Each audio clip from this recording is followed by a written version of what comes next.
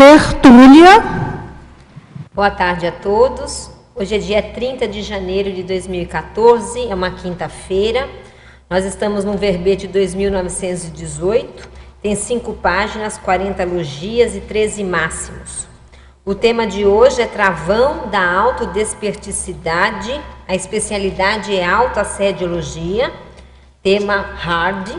O verbetógrafo aqui é o Alexandre Nonato, que é um verbetógrafo veterano, que vai estar trazendo aí alguns temas, né, sobre esse assunto. O Alexandre, ele é jornalista, ele é mestre em jornalismo, ele é docente da Conscienciologia desde 1997, autor do livro JK e os Bastidores da Construção de Brasília e coautor do livro Inversão Existencial. Vamos aí para a definição. O travão da autodesperticidade é o traço, pensene ou ação capaz de inibir, amarrar, segurar ou impedir o desenvolvimento e a evolução pessoal rumo à condição de desassedialidade permanente total ou desperticidade. O holopensene pessoal do derrotismo, os juízos autopensênicos infundados, a necessidade de ortopensenes. O travão da autodesperticidade, o travão intraconsciencial, o travão da vontade, o travão somático, o travão emocional, o travão intelectual e por aí vai. A opção pelo autoassédio, a sucumbência aos trafares pessoais, a pessoa travada na escrita do primeiro livro, o que é muito comum aqui, né, na nossa realidade. O neodesafio cognopolitano da desperticidade em 3 anos, a autodesperticidade evidenciando destravamento holossomático da consciência. O autodomínio do estado vibracional, promovendo o destravamento da autodesperticidade, o travão paragenético, o travão do energossoma, o travão do sexochakra, o travão do cardiochakra e por aí vai. Aqui na argumentologia, a gente chama atenção para 4 listagens que o verbetógrafo fez, que dissecam o tema, vale a pena a gente ler aí com cuidado. Na remissiologia, nós temos autoassédio, autocorrupção, despertometria, sucumbência, travão. O travão da autodesperticidade é fruto da autocorrupção e do medo da consciência assumir novas responsabilidades interassistenciais, exigindo neoposturas cosmoéticas e recins contínuas. Você já identificou algum travão da autodesperticidade? Quais as ações feitas para a autossuperação dos autoassédios? A bibliografia específica, nós temos aí um tema.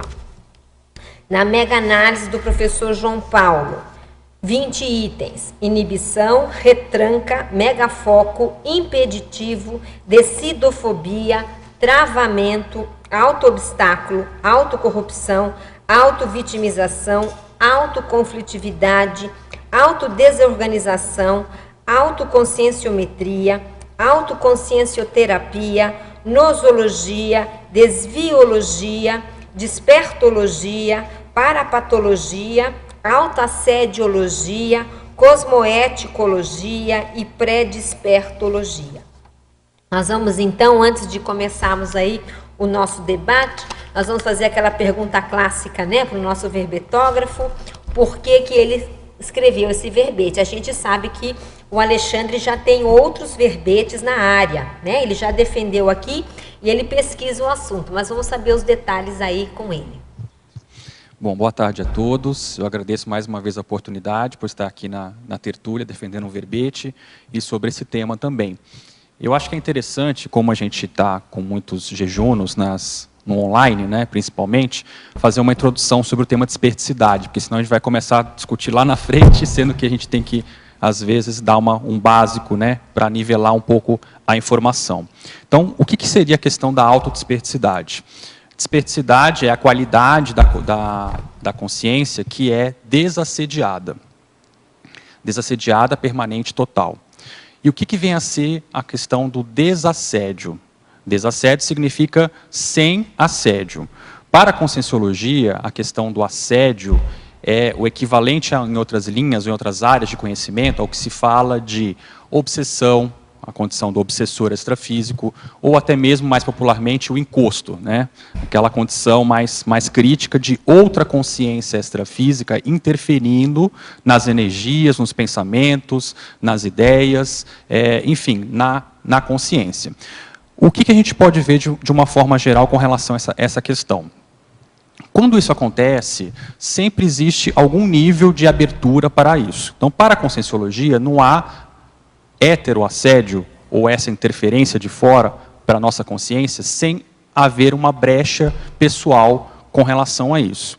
E isso pode acontecer de várias formas, mas geralmente é uma sintonia que se faz com aquele padrão de pensamento negativo, muitas vezes. Então, uma mágoa, um pensamento negativo, uma contrariedade, algo que vá contra negativamente a pessoa, de uma forma anticosmoética, muitas vezes essa sintonia cria um rapport com pessoas que pensam da mesma forma. Então, por exemplo, vamos supor que eu estou aqui com a Mabel agora, a Mabel fala alguma coisa que eu não concordo, eu fico com raiva, irritado e tudo mais. O que acontece? Aquelas consciências extrafísicas que muitas vezes não gostam da professora Mabel, vão ver um aliado. Opa, mais um para o time. Aí vem tudo para o Nonato aqui, mais um para o time, e cria aquele rapport com aquelas consciências. Nesse momento, pode-se instalar, então, uma condição de assédio, justamente em função dessa afinidade do processo. E aí o que a gente observa é o seguinte: para a conscienciologia, quanto mais a consciência vai evoluindo, quanto mais ela vai amadurecendo, mais ela vai se tornando desassediada. Porque a evolução é o quê? É a gente se melhorar, não é isso? É a gente amadurecer, a gente ter mais controle sobre as nossas emoções, positivamente, sobre as nossas energias. Se isso acontece, a nossa tendência, o efeito disso, é a pessoa se desassediar cada vez mais. E isso vem num crescendo, né, até que a pessoa possa se considerar desassediada. E a condição mais, vamos dizer assim, otimizada, a ideal, a mega meta aqui da conscienciologia, seria a condição que a pessoa tem essa condição de desassédio de forma permanente e total, quer dizer, a pessoa já é imune a essa condição permanentemente e totalmente, já faz isso com os pés nas costas. Então, com isso, a gente faz uma pequena introdução com relação ao tema, e no meu caso pessoal, né, o meu interesse nesse tema, eu vejo que eu estou procurando aprofundar mais no entendimento sobre esse tema, desde do lançamento do mega desafio dos 3 anos de desperticidade. Então, isso, para quem tiver interesse, também vale a pena procurar esse vídeo no YouTube, no canal da internet, onde a pessoa pode colocar ali qualificação ECP2, onde o professor Valdo Vieira fez num evento, que era justamente uma qualificação de um curso de campo que existe dentro do IPC, fez essa proposta, esse desafio para a equipe naquele momento e abertamente depois para o cosmos, vamos dizer assim, né? Porque qualquer pessoa pode estar interessada, pode seguir em frente e colocar isso como meta. Então, basicamente, a diferença que a gente observa, né, de uns tempos para cá com relação a esse tema de desperticidade nós temos aquela consciência desperta que é a condição ideal, que a gente trabalhou por muitos anos, que é aquela consciência que já com 20 anos tem uma condição de desassédio, né? O próprio verbete do professor Valdo Vieira, ele traz o ser desperto como um ofexista, um sinônimo de ofexista. E aí o que acontece? A gente sabe que na prática as coisas não são nem 8 nem 80. Existem gradações, existem parâmetros, existem nuances, né? E esse mega desafio dos 3 anos é justamente daquela pessoa que já pode bancar uma condição inicial. Ou seja, ela já se considera desassediada, embora ela possa ainda ter muitos traços a serem trabalhados. Assim como o desperto ofexista também, que certamente deve ter traços a serem trabalhados. Aí são alguns mitos que aparecem, né, com relação a esse tema, que aí muitas vezes foi chocante, impactante, né, porque nós já temos aí, nas minhas contas, uns 12 casos na CCCI sendo debatidos publicamente, né, com relação a isso, alguns ainda mais inibidos, outros mais publicamente. Mas o que eu vejo que isso gera um impacto é justamente em relação a isso, né? Se você for considerar que essas consciências estão com 50%, ou 40%, ou 45% caminhando para isso, a gente vai ver o quê? Que existem esses 45%, 50% que embasam esses trafores da desperticidade, ou próximo disso, né? Por outro lado, existe uma lacuna ainda a ser preenchida, de 50% ou mais. Essa lacuna são trafares, são trafais, são anticosmoéticas, são aspectos que precisam ser lapidados ainda. E é esse o problema que eu vejo maior desses tabus que ainda existem, essas incompreensões que ainda existem, que o fato dessas consciências estarem trabalhando com isso, não quer dizer que elas sejam perfeitas, nem mesmo na própria desperticidade delas. Claro. Né? Então, esse tema travão da autodesperticidade, ele interessa, antes de mais nada, a mim, porque eu estou avaliando o que eu tenho de travão na minha autodesperticidade ainda. Eu vejo que isso é algo permanente. Você veja, o professor Valdo mesmo brinca, né? Olha, eu sou desperto, mas não sou total. Né? A gente dá risada, porque a gente conhece, quem convive com ele sabe que a condição não é bem assim. Mas, até certo ponto, ele não deixa de estar errado. Ele não está sendo insincero quando ele fala isso. Porque, se for ver a acepção da palavra total, o que é total? Né? Então, de fato, a gente está sempre melhorando e lapidando alguma coisa. E o próprio desperto, a semiconsciência, está lapidando a condição ainda dos seus travões com relação à evolução, à sua autodesperticidade. E aí, esse tema me interessa hoje, seriamente, eu tenho procurado estudar isso. E eu tenho visto também alguns outros pontos, né, de fora, assim, em conversas, em situações, onde isso aparece também de uma forma bem evidente. Então, acho que é interessante discutir esse tema justamente por isso. Acho que é um momento crítico que a gente está passando hoje na nossa comunidade com relação a isso. Muitas pessoas estão em crise com relação a isso, né? Sentem que tem potencial para essa condição e, às vezes, falta essa condição de aprofundar o conhecimento, o debate, para a gente poder desenvolver isso. Acho que é basicamente isso daí. Alexandre, já que você está dando essa introdução, seria bom, quem sabe, falar daquela condição que o desperto tem assédio. Mas o paradoxo isso desassediador. É uma coisa, Perfeito, perfeito. Explica um pouquinho o paradoxo, isso que a professora Mabel está colocando, chama-se paradoxo desassediador, que é um verbete que quem tiver interesse pode pegar no site da tertúlia também. Esse paradoxo diz respeito ao seguinte: nós estamos falando aqui, antes de mais nada, do autoassédio. Ou seja, então, quando a pessoa vai evoluindo, quando ela vai amadurecendo, ela vai ficando mais imune e tendo menos assédio intraconsciencial, autoassédio com U, né? Agora, isso não significa que ela não continue sendo assediada extrafisicamente. Pelo contrário, se o potencial de equilíbrio dela melhora, se ela tem mais sustentabilidade, a tendência é o contrário, é o assédio ir mais forte em cima dela, justamente em função da liderança que ela vai ter, em função dos trabalhos que ela vai desenvolver. Então, é um paradoxo porque muitas vezes ela vai ser muito mais assediada que a média, só que aquilo não tem ressonância, não tem interferência como existe na consciência que é assediada. Né? Então, esse é o paradoxo desassediador, que é a pessoa, quanto mais auto-desassediada, mais assédio ela vai ter, justamente porque ela aguenta mais o tranco do trabalho. Acho que era isso, né? Era isso, exatamente. Pessoal, eu tenho então algumas perguntas aqui, mas se surgirem perguntas aí na plateia, vocês, por favor, fiquem à vontade. Tá? Eu vou começar aqui para a gente poder andar um pouquinho e depois vocês entram. Certo. Então, Alexandre, Sinergismologia, página 29.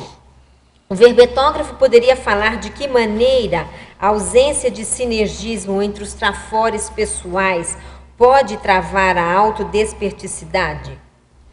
Bom, o que acontece aí? O sinergismo é quando há a potencialização de algo, juntando as pontas de uma coisa com a outra. O que eu vejo mais sério aí é a pessoa que fica só na teoria, só no papo, só na conversa e não vai para a ação. Isso é que geralmente é a causa principal dessa ausência desse sinergismo. Que é o traforo ocioso, você acha que você está querendo falar? É o traforo ocioso, mas não só isso, a pessoa em si ela é ociosa. Então está tudo ocioso dentro dela. Então, os trafares também estão ociosos, porque ela não está trabalhando esses trafares e assim por diante. Eu vejo que isso é muito sério, então, porque quando a pessoa parte para a ação, ela começa a entender muitas vezes na prática como é que se funciona. Eu tenho observado algumas questões, né? Eu tenho procurado trabalhar com essa questão, então, desse mega desafio dos 3 anos da desperticidade, e eu tenho visto outras pessoas que já têm condição para isso também e estão um pouco mais inibidas. O que eu vejo que acontece um pequeno diferencial? Aquela consciência, às vezes, ela tem um gabarito até melhor que o teu para aquela área.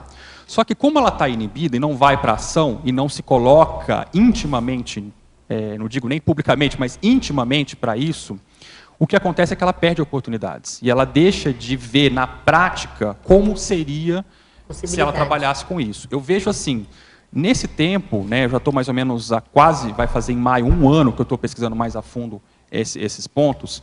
O que eu mais ganhei não é só, acho que a questão de falar, ó, se você é desperto ou não é, se tem 50% ou não tem, isso até pode ser discutido, mas isso é secundário perto das reflexões que você tem que fazer das suas ações diárias. Então, como eu nem pensava nessa possibilidade, eu pensava só daqui a 20 anos, quando eu tiver 80 anos de idade, sei lá, alguma coisa assim. O que acontece? Você deixa isso para lá e você não pensa sobre isso. Quando esse ponto do meu caso começou, né, a ser debatido, eu comecei a pensar na possibilidade. E, obviamente, inicialmente, foi um rechaço. Mas quando você começa a pensar nessa possibilidade e se observar mais, isso faz uma diferença, porque eu já estou mais ou menos... vai fazer 1 ano aí que eu estou pensando diariamente nisso.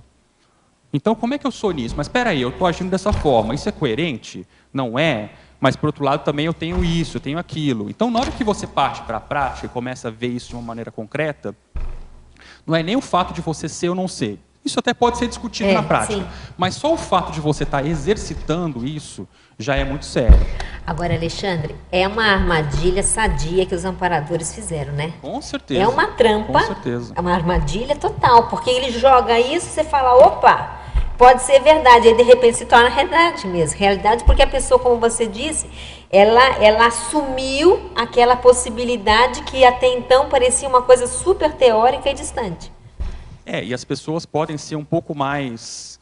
Nós estamos falando de ciência, né? Mas vamos testar na prática. Testar na prática. Uma coisa que eu pensei essa semana, por exemplo, só para ter uma ideia do que acontece, e eu não estou preocupado, né? Eu sei que eu não atingi essa condição ainda, mas é muito prático isso para dar o exemplo aqui. Na minha TENEPS, me veio já umas 2 situações fortemente para eu começar a pensar sobre TENEPS 24 horas. E aí, claro, eu sei que eu não estou nessa condição ainda, que vai demorar para isso, eu reconheço tudo o que precisa ser feito para isso. Mas como é aquela questão de estar muito distante, aí o mata-burro pode ser, você deixa isso para lá porque está longe de você ainda. Então, o que eu comecei a pensar é amadurecer mais. Eu vou começar a testar isso na prática. Entende? Porque aí você começa a ver como que funciona e o teu planejamento para isso melhora. Então, eu tenho feito isso já desde há 1 semana, mais ou menos. E, claro, obviamente, eu não considero que eu faço isso na prática, TENEPS 24 horas. Mas, quando eu me coloco, eu vou fazer isso na prática e vou atuar como se eu tivesse fazendo TENEPS 24 horas, o que muda? Muda o teu foco, muda as tuas ações, muda o modo como você encara as coisas, muda a maneira como as oportunidades do dia a dia você encara, muda a autopensionização, enfim, muda tudo. Porque você começa justamente a testar e aí você começa a se ver mais claramente. Olha, isso eu já tenho, mas isso eu não tenho. Eu preciso atingir isso, eu preciso melhorar isso. E aí você começa a rever e começa a dar mais valor às suas prioridades. Aquilo que você já priorizou até aqui e aquilo que você precisa priorizar também ao longo da sua vida. Eu acho, então, que o mais sério disso tudo é isso, entende? Então, para dar um exemplo bem claro, e isso tem a ver com o sinergismo dos trafores, que é justamente isso. Na hora que você vai para a prática, esse sinergismo começa a aparecer justamente a partir disso. Na hora que a pessoa fica só na teoria, a tendência dela é isso ficar ocioso. Claro que nós estamos colocando aqui uma condição que a gente tem que ter muito bom senso. É bom frisar isso também.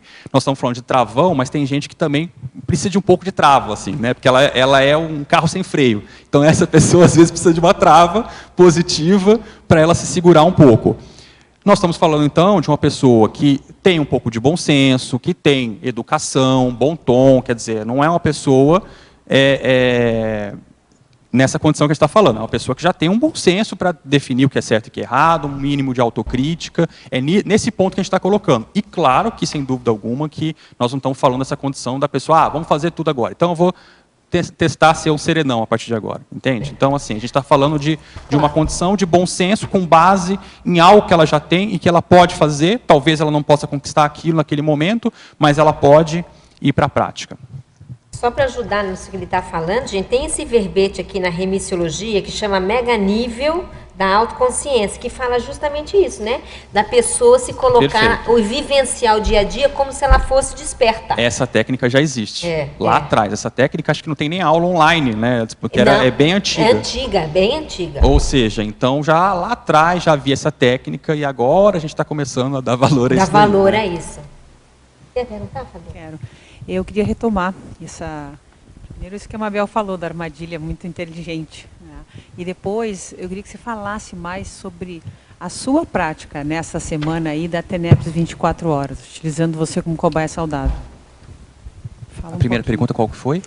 Não, eu só queria puxar, só tá reforçar bom. o que a Mabel falou da Tá. armadilha saudável, que eu concordo, que é bem inteligente, né? E depois retomar com você o fato de você ter falado aí da TENEPS 24 sim. horas. Não. Exemplos mais práticos, o que você notou aí de diferencial? Eu acho que a diferença é assim, ó, a diferença é que você começa mais a ir para ação e sai do papel. Porque a minha dificuldade era assim, por onde eu começo isso? Tá, tudo bem, ok, eu não quero deixar isso de lado, botar, né, debaixo do tapete e esquecer disso daí. Por onde eu começo isso? E aí, acho que essa questão de começar pela prática foi importante justamente porque eu vou poder ter mais base para o meu planejamento, para eu poder ter noção do que eu tenho, o que eu não tenho. Mas eu acho que eu vejo assim, o ponto principal que eu vejo é que você assim começa a ter uma sintonia maior, um foco maior no seu dia a dia. Esse é o ponto principal. O que eu estava percebendo? Com essa questão de que eu venho pensando, pesquisando a mais fundo a questão da desperticidade, eu já tenho conseguido instalar isso no meu dia a dia. Então eu considero que todo dia, de alguma forma, eu estou pensando, eu estou me auto-pesquisando, eu estou avaliando as minhas condutas, as minhas reações, de mais ou menos uns 9 meses para cá. Tá? Isso vai sendo potencializado, mas esse ponto ainda é um pouco egóico, entende? Então ainda é muito intraconsciencial. Por quê? É você com você mesmo, na hora que você faz. E é necessário, porque aí você vai avaliar como é que você reage, você fica irritado, você fica impaciente, como é que você... acontece uma adversidade, como é que é a sua postura? Isso ainda é um pouco egóico, e é a fase que eu estou, que é justamente avaliando essa condição. Na hora que eu me coloco para a questão de um exercício para a TENEPS 24 horas, na prática, eu estou fazendo um movimento inverso, estou fazendo um movimento para fora, porque TENEPS 24 horas você tem que botar para fora, né? Que aí tem a ver com outras questões do meu código pessoal de cosmoética, está tudo convergente com isso. Tá? E aí é interessante a pessoa ver também o código pessoal de cosmoética dela, como que funciona isso na prática, o que ela precisa trabalhar, e eu vejo que isso tem convergência com esses pontos. Tá? E aí eu vejo que o mais interessante tem sido essa experiência, entende? É um movimento intraconsciencial, que é muito importante de se fazer, que é ver como você reage, como você se você está assediado ou não, pensar sobre isso. Né? Isso falta bastante no nosso dia a dia. Às vezes a gente vai numa rotina tão forte que às vezes a pessoa ela não... Bom, mas você está mal. Não, não estou. A pessoa não, né, nem reconhece, nem vê isso intimamente, porque ela não parou para avaliar isso.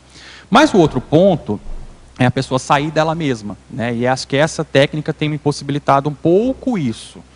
Né? Então, é um exercício, e aí, no caso, é uma condição que, como eu tenho um pouco mais de dificuldade ainda, está sendo um ótimo exercício para mim. Eu sei que eu estou numa condição distante a essa realidade ainda, mas eu consigo ver o que me falta mais hoje, entende? Eu consigo anotar, ver, poxa, isso daqui eu vou ter que mudar mais ainda o meu temperamento, eu vou ter que fazer mais esforço para isso, eu vou ter que assentar mais a minha vida nesse ponto. Aí você vai ver no timing das coisas, como é que funciona. Então, Alexandre, na prática, no momento que eu entro num ambiente e eu constantemente estou exteriorizando energia, eu também posso exteriorizar energia e fazer uma autoanálise da minha reverberação com esse ambiente. Sim. Isso seria um exercício, para dentro e para fora. Um exemplo, Sim. por exemplo. Entraria nessa linha do que você trouxe, não é? Eu vejo que assim, a gente tem que também desfazer alguns mitos com relação à autodefesa energética e trabalho com as energias. Um ponto é assim, como é que você funciona naturalmente? Então, deixa o teu holopensene naquele ambiente interferir e aquele ambiente interferir em você. Como é que funciona isso? Aí você, às vezes, vai sentir que o teu holopensene vai interferir ou o contrário. Aquele ambiente vai interferir no teu holopensene. Por que isso acontece? Isso vai mostrar também a qualidade da sua autodefesa energética. Porque, às vezes, a autodefesa energética a gente confunde com os recursos, né? Foi até estava num curso agora, interessante, que isso foi debatido bem claramente. Então, vamos lá, vamos fazer aquele exercício de autodefesa energética. Aí a pessoa vai lá, a primeira tendência dela ela se fecha, faz EV e pronto, aquilo é autodefesa energética. Isso não é autodefesa energética, isso é um recurso para a sua autodefesa energética, que você utiliza no seu dia a dia, mas isso em si não quer dizer que você tem autodefesa energética. Autodefesa energética é quando o teu holopensene não permite uma interferência. Você, naturalmente. Agora, esse recurso, por exemplo, da blindagem, do encapsulamento, você pode fazer.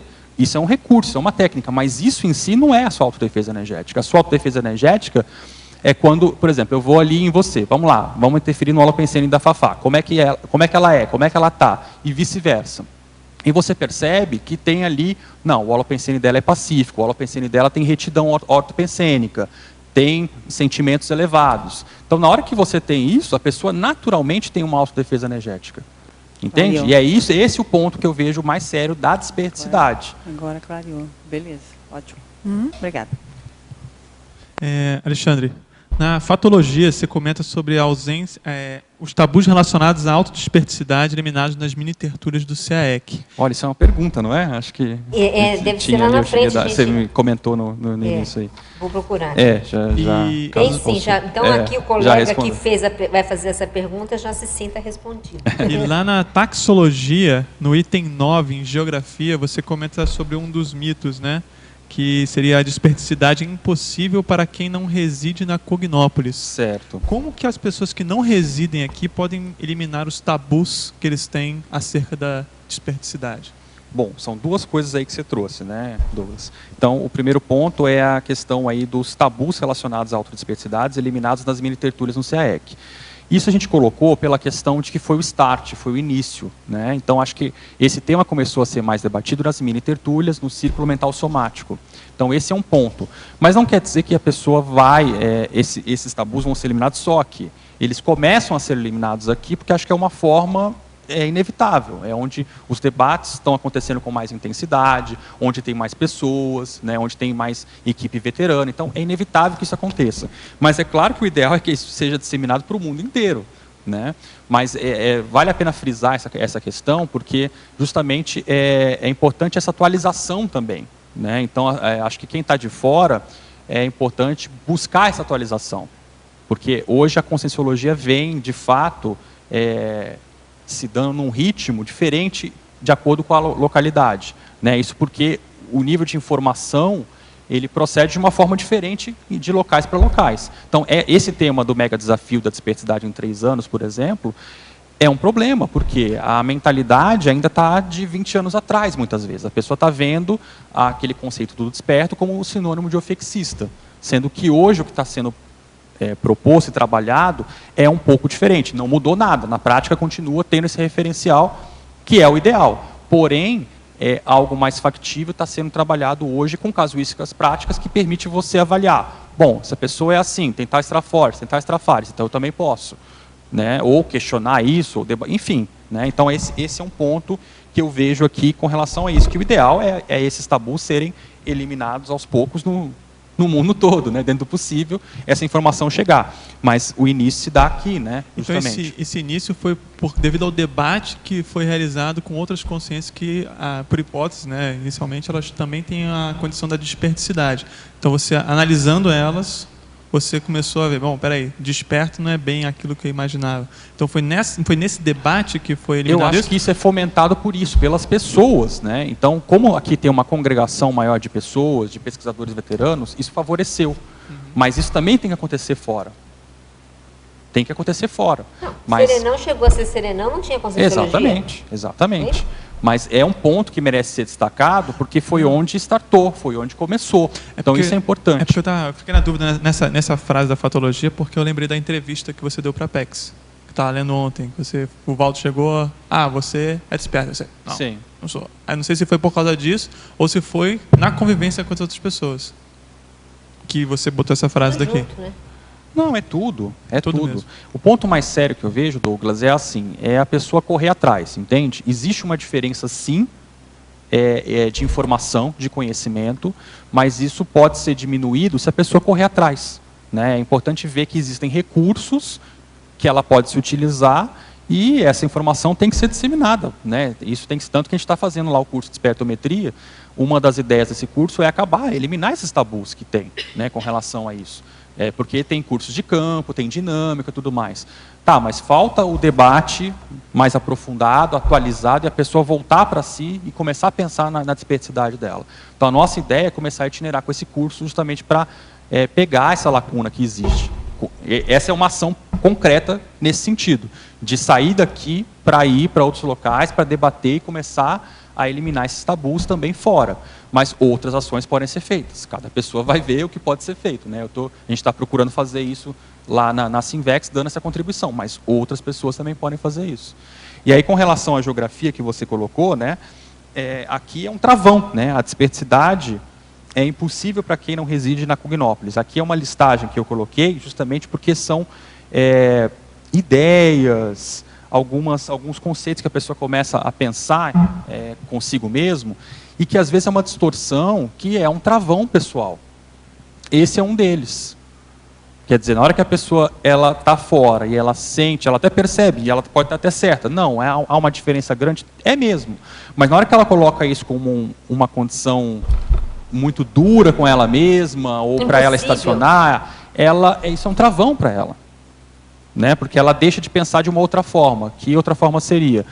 Poxa, eu poderia estar aqui, estar fazendo um movimento para que eu possa também estar caminhando para essa condição da desperticidade. A gente pode dizer que essa taxologia, a base dela em vez de eu usar os meus trafores, a minha capacidade para poder atingir a condição de desperticidade, eu utilizo todas essas capacidades para justificar o porquê que eu não conseguiria. Aí eu já deixo aquilo ali de canto. Seria basicamente isso? Eu acho que a base aqui é a autocorrupção, principal, no meu ponto de vista. Quer dizer, a pessoa se acomoda num conceito e não sai daquilo. Eu acho que até eu não diria que nem sempre é errado a pessoa pensar assim. Às vezes falta a pessoa estudar, falta a pessoa debater, esclarecer um pouco mais, mas ela se torna uma autocorrupção na hora que a pessoa se acomoda nisso. Ela fixa nisso e fica às vezes... É uma autocrença, né? É uma exatamente. Ela não questiona a si mesma, né, com relação a isso. Não, mas não pode ser diferente. Espera aí.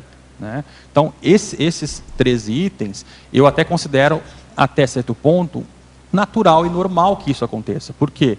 A informação às vezes não chegou, a pessoa precisa debater mais, ela está jejuna no assunto, mas na hora que ela já tem conhecimento para isso e ela está numa condição, aí já diria que é uma autocorrupção. Né? Ela instalou aquilo mais crônico dentro dela. Pessoal, então eu vou fazer mais umas 2 perguntas e a gente volta aí para a plateia, tá? Porque a gente tem bastante pergunta aqui. Binomiologia, página 29. Poderia ampliar o binômio autoculpa antidesperticidade? Bom, a autoculpa também é um travão da autodesperticidade. O que a gente observa, eu tenho visto em alguns debates, mais ou menos assim. A pessoa comete um erro. Quando ela comete um erro, muitas vezes a reação dela diante do erro é muito pior que o erro que ela fez. É mais anticosmoético do que o próprio erro. Exatamente. E aí tem algumas condições. Tem uma coisa pior do que isso ainda, que é aquela pessoa que comete um erro e não está nem aí para o erro dela. Essa pessoa, eu acho que ela até, né, ela é totalmente leniente, né, leviana. A moralidade, quer dizer, já seria um caso até talvez psiquiátrico, teria que avaliar mais seriamente isso. Quer dizer, aquela pessoa que erra, não está nem aí, continua, é assim mesmo, ponto final. Essa é o extremo, né, dessa situação. Um outro ponto é a pessoa que já reconhece o erro dela. Opa, essa está melhor. Essa pelo menos já tem autoconsciência disso. Agora, muitas vezes, quando ela reconhece esse erro, aí vem isso. A pessoa começa a usar chicotinho nela mesma. Quer dizer, a reação que ela tem diante do erro, de autoculpa, de autopunição, é tão forte que é pior que o erro que ela cometeu. E aí isso é uma cunha para os assediadores. Porque assédio, na verdade, a base do assédio é o quê? É o autoassédio. O assediador, a estratégia... Pense no seguinte, vamos pensar todos agora como assediadores. Vamos fazer um exercício de 5 minutos, tá? Depois a gente faz de uma semana de desperto, para compensar. Mas a lógica do assediador é, qual é a emoção que eu posso pegar nessa pessoa para desestruturar ela? Porque na hora que você pega naquele ponto que é para desestruturar a pessoa, você altera tudo nela. Você altera a autoconfiança dela, você altera a pensenidade dela, você altera tudo na pessoa. Então, o assediador, ele vai em cima para te desestruturar. A base toda é essa. E aí a autoculpa, se a pessoa tem uma tendência para isso, ela tem que ver, porque isso pode ser um mega travão para ela, justamente por isso. E dá menos trabalho para o assediador, né? Porque a pessoa já faz isso com ela mesma. Exatamente. Então, né? Diminui Exatamente. o trabalho dele. Ela mesma já está se chicoteando, né? Fazendo serviço. É muito fácil, é uma pessoa mais frágil do ponto de vista de autoassédio, né? Então, esse é um ponto para se pensar aí com relação a isso. A condição ideal que eu vejo é assim, a pessoa, ela reconheceu o erro dela, mas ela tem uma postura mais pragmática. Então, tudo bem, eu errei, ok, mas o que pode ser feito a partir de agora? O que eu posso fazer de profilaxia para uma próxima vez que acontecer isso, não cair no mesmo erro? Então, esse é um ponto que eu acho que ajuda bastante nisso. Esse é o binômio, né? Patologia, página 28, terceira linha. Qual o papel da ficha evolutiva pessoal não evidente na dimensão intrafísica, atuando nos travões da autodesperticidade?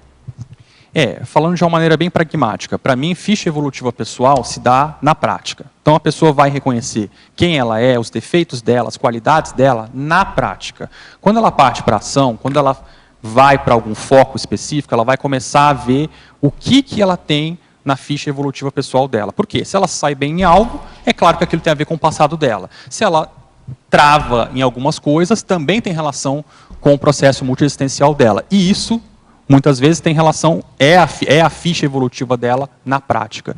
Então é isso que a pessoa tem que ver.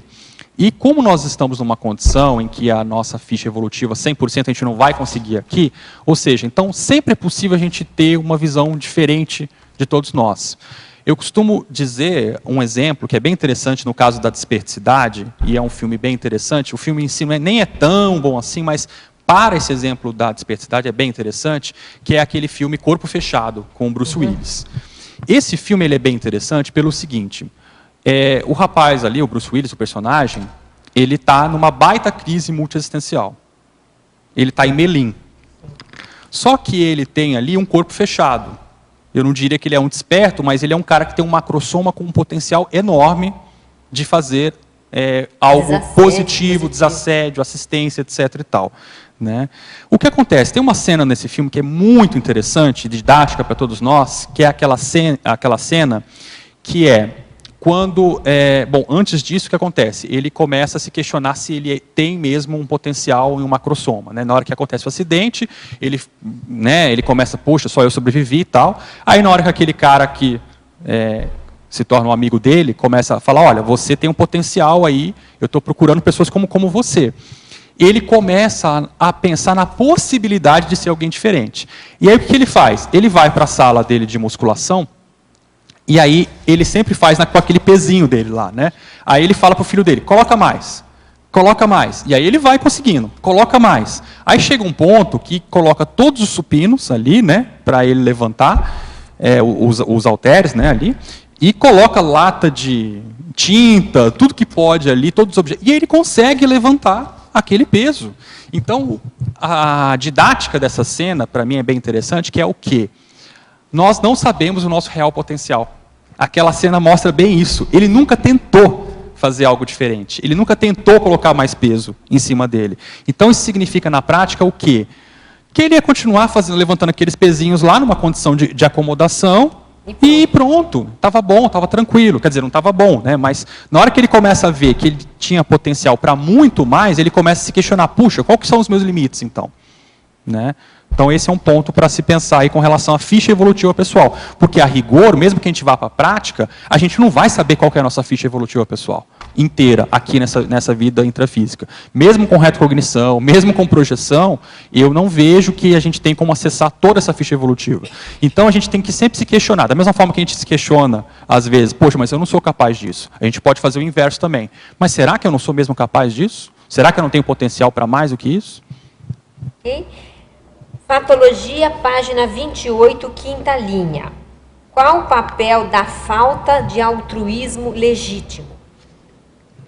Eu vejo o seguinte, o primeiro ponto é ela reconhecer no temperamento dela se ela tem uma tendência para ser mais assistencial, mais altruísta ou não. Então, falando do meu caso pessoal, eu não acho que isso seja inato em mim. Por exemplo, eu considero que a Viviane, minha parceira, tem essa tendência de altruísmo inato mais forte que o meu.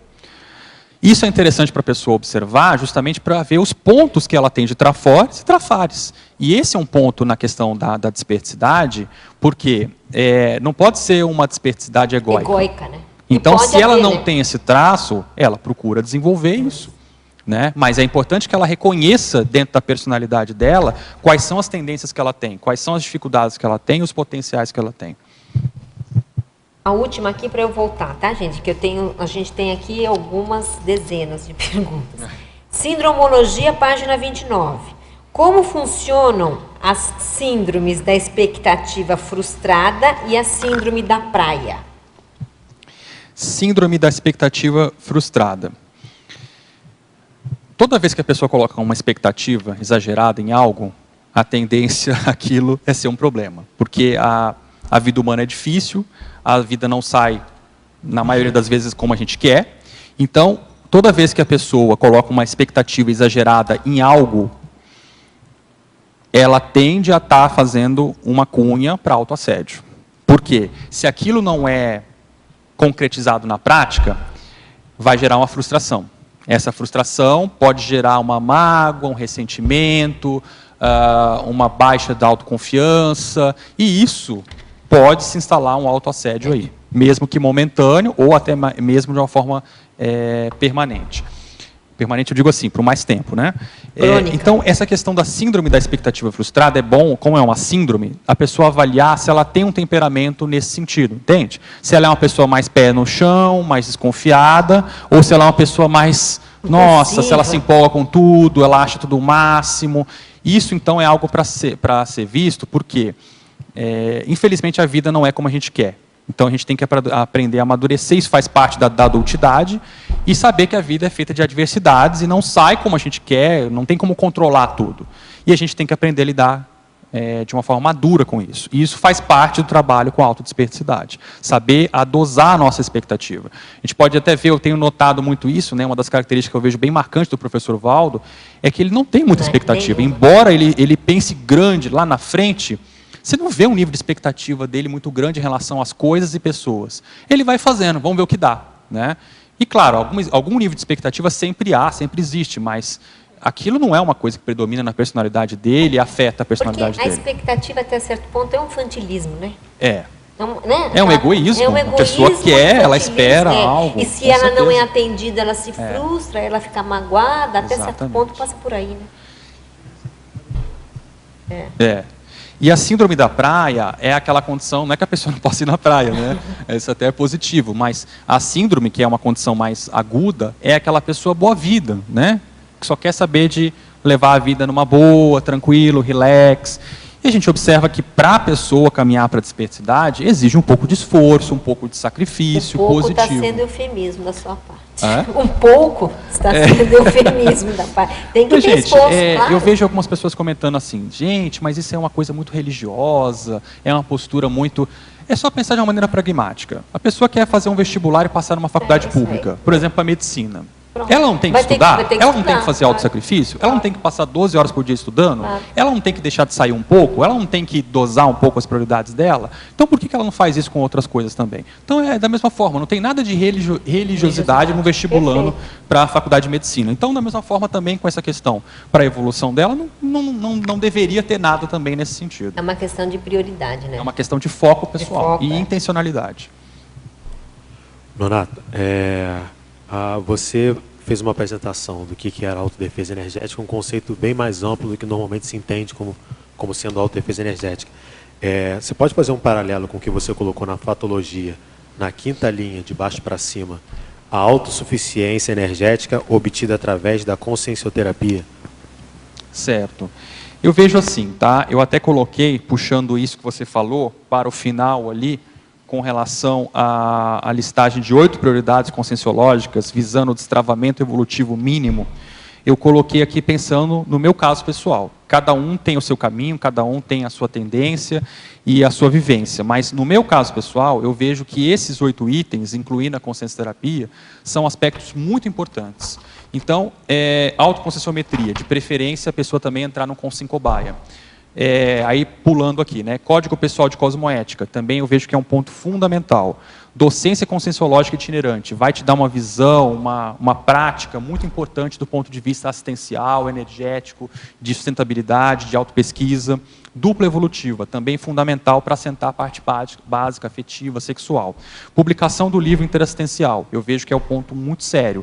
Aí a pessoa vai ver um certo nível de travão, se ela tem um destravamento ou ela é ainda travada do ponto de vista intelectual, energético, de auto-organização, né? Isso já mostra para ela na prática alguma coisa. TENEPS, uma relação muito direta com a questão da desperticidade, né? Uma coisa sem a outra não tem. E voluntariado, que é uma oportunidade muito grande que a gente tem aí de interrelações, de conviver, de aprender com as pessoas. O que eu vejo do ponto de vista da autoconsciencioterapia e da minha experiência com a consciencioterapia na OEC? Eu vejo o seguinte, todos nós temos pontos cegos na nossa personalidade. Então, a gente tem limites com relação à nossa autocrítica. A gente tem a heterocrítica, a autocrítica, etc. e tal, mas mesmo com essa heterocrítica e autocrítica junto, há um limite com relação à nossa compreensão das coisas e de nós mesmos.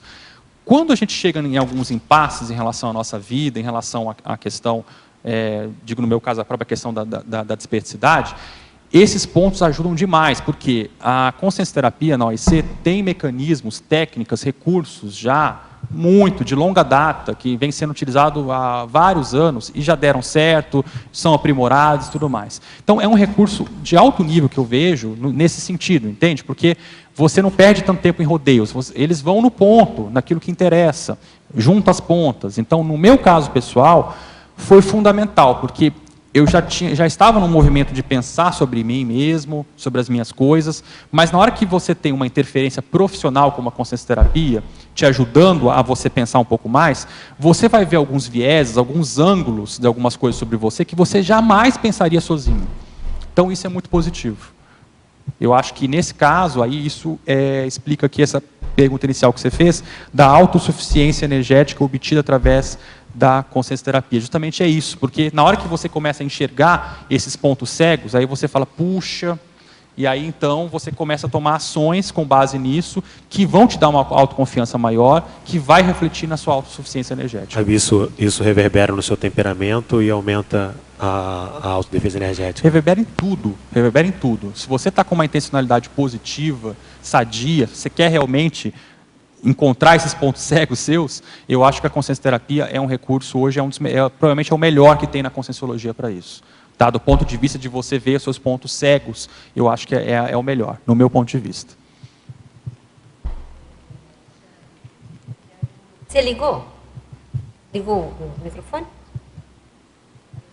Oi? Voltando lá naquela questão que você falou ainda há pouco, em relação ao sinergismo e em relação a TENEPS 24 horas.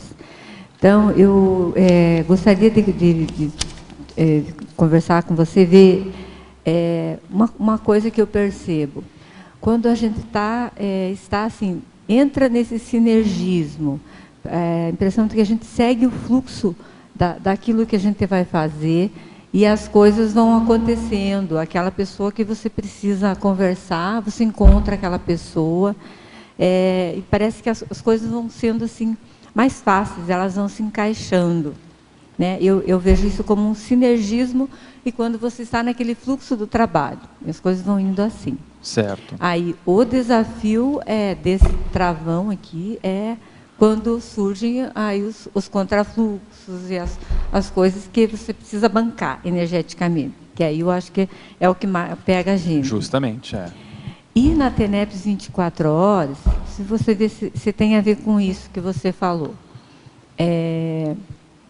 você está predisposta para assistência, né? Isso já é assim, algo do nosso paradigma, né? A gente já está predisposto para assistência, independente do ambiente que a gente esteja, né? Independente de estar na casa, de estar no trabalho, no voluntariado.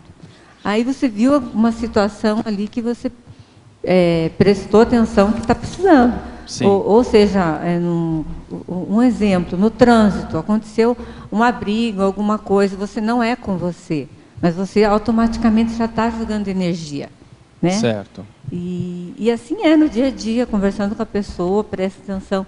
se ela não está muito lúcida, joga energia para ela ficar mais lúcida. É isso que você chama da TENEPS 24 horas? Não, a TENEPS 24 horas eu acho que tem aí, né, já a conceituação bem definida em artigo do verbetes, Pedro. em artigos e tudo mais. O que eu estou colocando é, na minha experiência, a tentativa de um exercício prático para isso, para não ficar só no papel. Né? Agora, o que eu vejo no meu ponto de vista com relação a tudo isso que você falou, eu acho que o resumo que a gente pode dar é o seguinte: o nosso grande travão para a TENEPS 24 horas é assumir a conscienciologia 24 horas. Eu vejo isso no meu caso também. Porque, assim, muitas vezes o que acontece? Existem momentos na vida que a gente quer levar as coisas um pouco mais leve, relaxar um pouco, né, levar as coisas de uma forma não tão, né, assim, o tempo todo com aquele foco no trabalho. Só que o que a gente observa pela conscienciologia é que, felizmente ou infelizmente, quanto mais você assume algumas condições e alguns desafios para você, é que é como se você fosse um médico plantonista. Você está sempre sob aviso. Então, por exemplo, se um médico ele está de férias e alguém passa mal perto dele, ele tem o dever profissional e até ele pode ser preso se não fizer nada. O que eu observo é que começa a acontecer isso também com a gente, quanto mais a gente vai assumir na conscienciologia.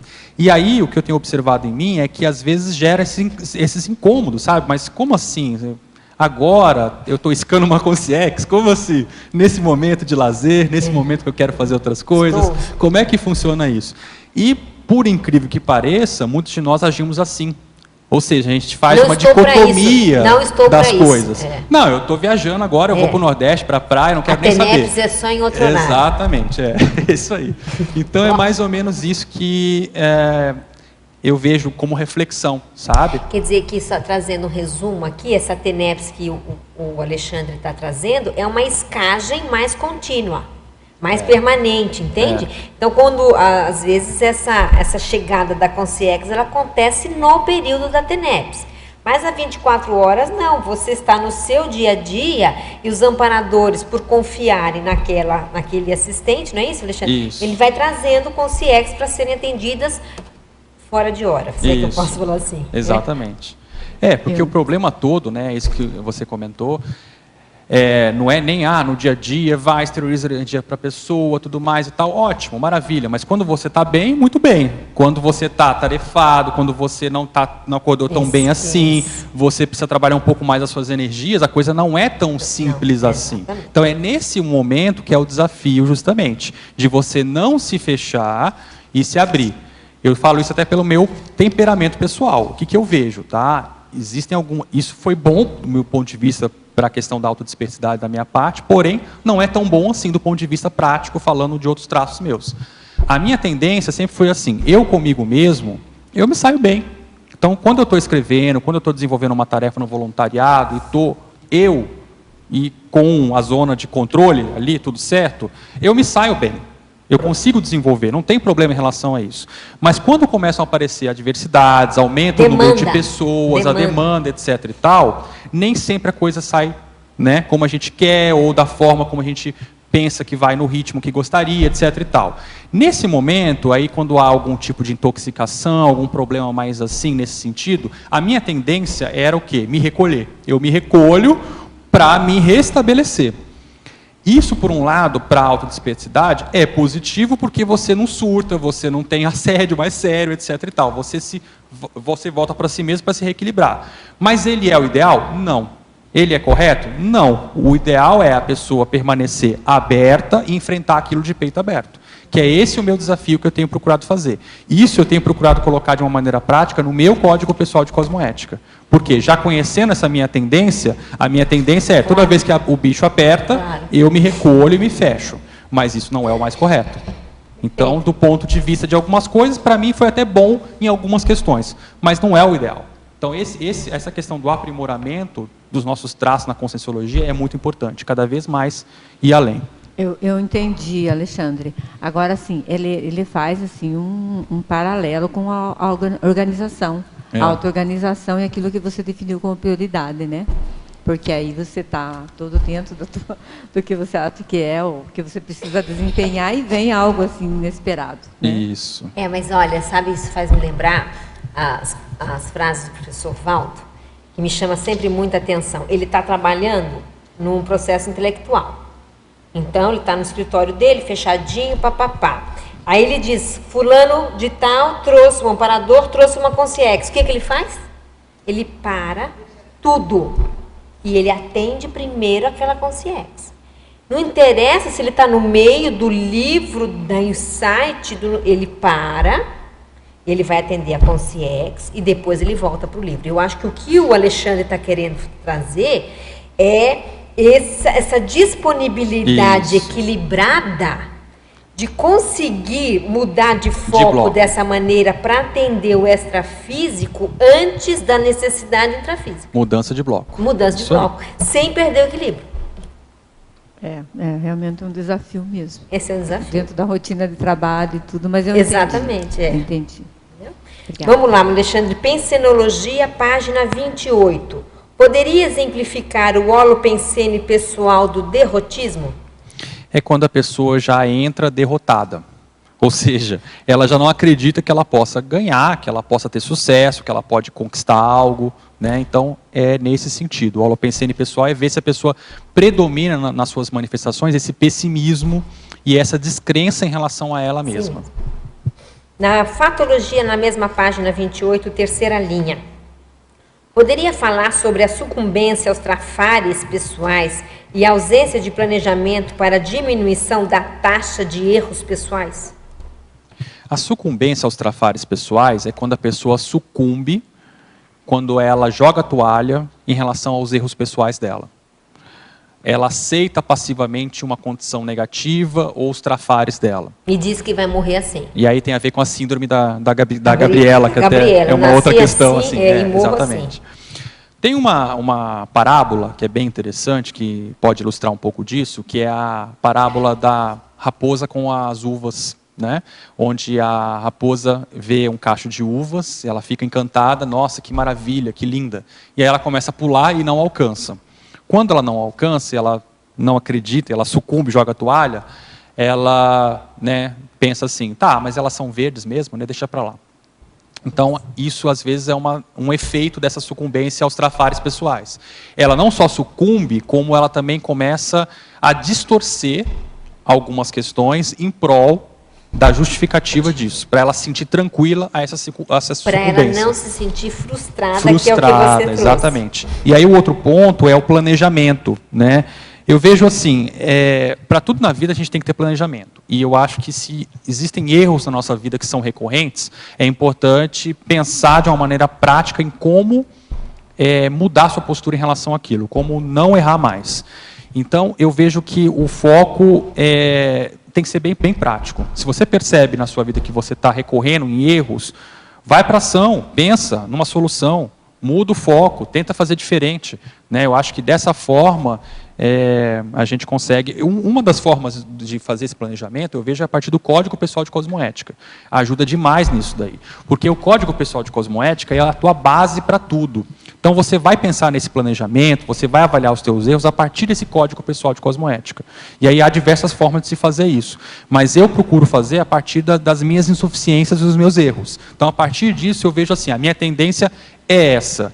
Qual que é o meu diagnóstico? É esse. O que eu vou fazer de solução? É isso. Então, isso ajuda bastante, porque existem certos traços nossos que eles permeiam muitos erros nossos. E o Código Pessoal de Cosmoética permite a gente ter essa visão com relação a isso.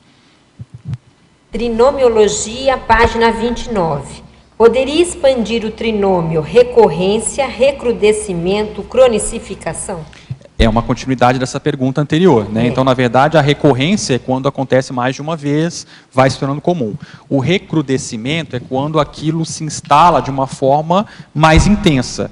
E o crônico é aquilo que já, às vezes, até somatizou, aquilo já está mais sério, já girou um estigma, já virou até uma doença psiquiátrica, então já é um caso mais crônico e difícil.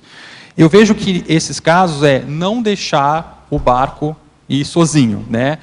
Procurar tomar uma atitude para não chegar nesse nível tão patológico assim. Acho que o mais sério daí é tomar uma atitude já na recorrência.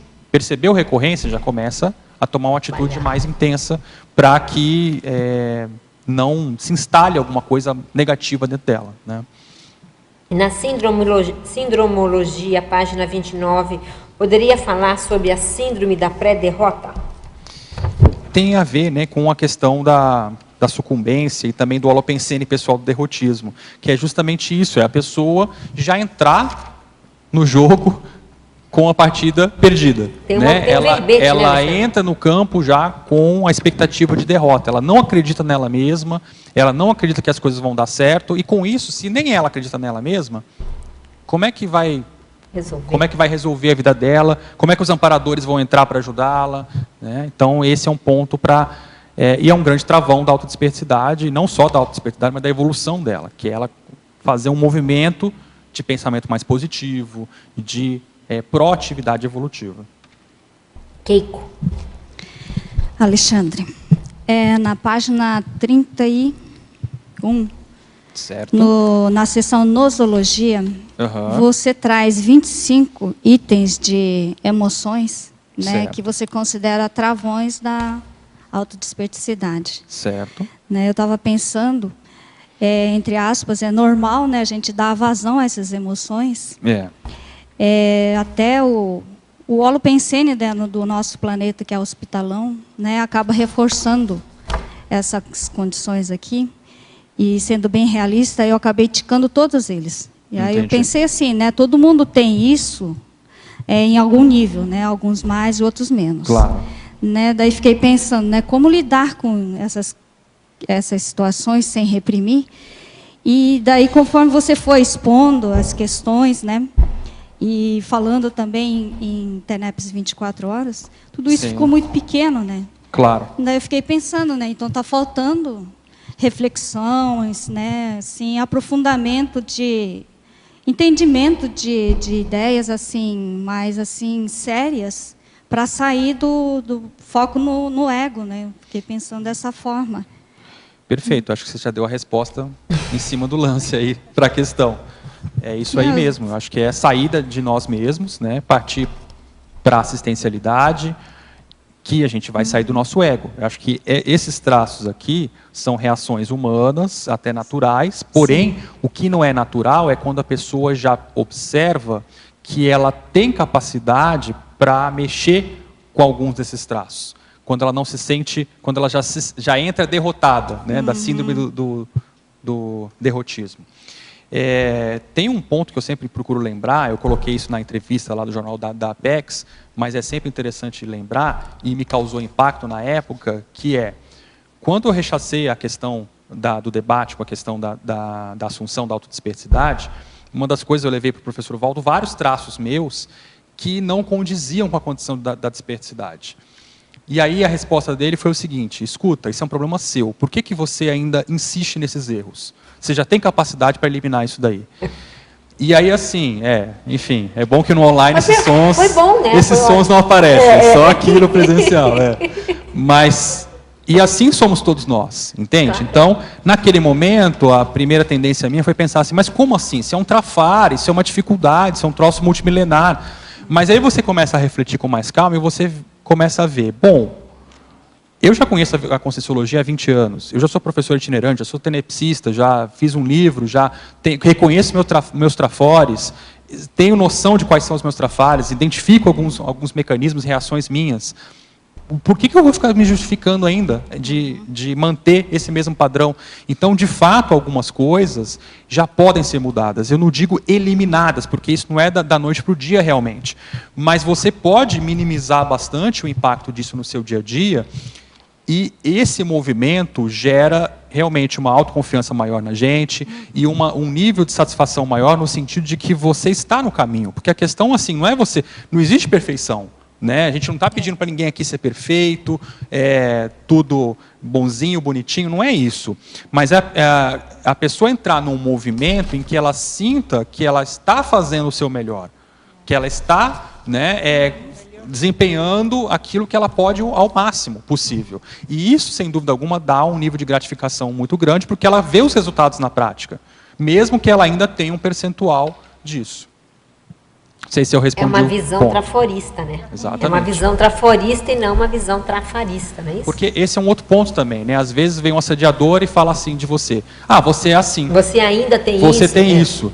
Mas se você está tranquilo que você está melhorando e trabalhando esse traço, outra coisa também que começa a acontecer que é muito sério.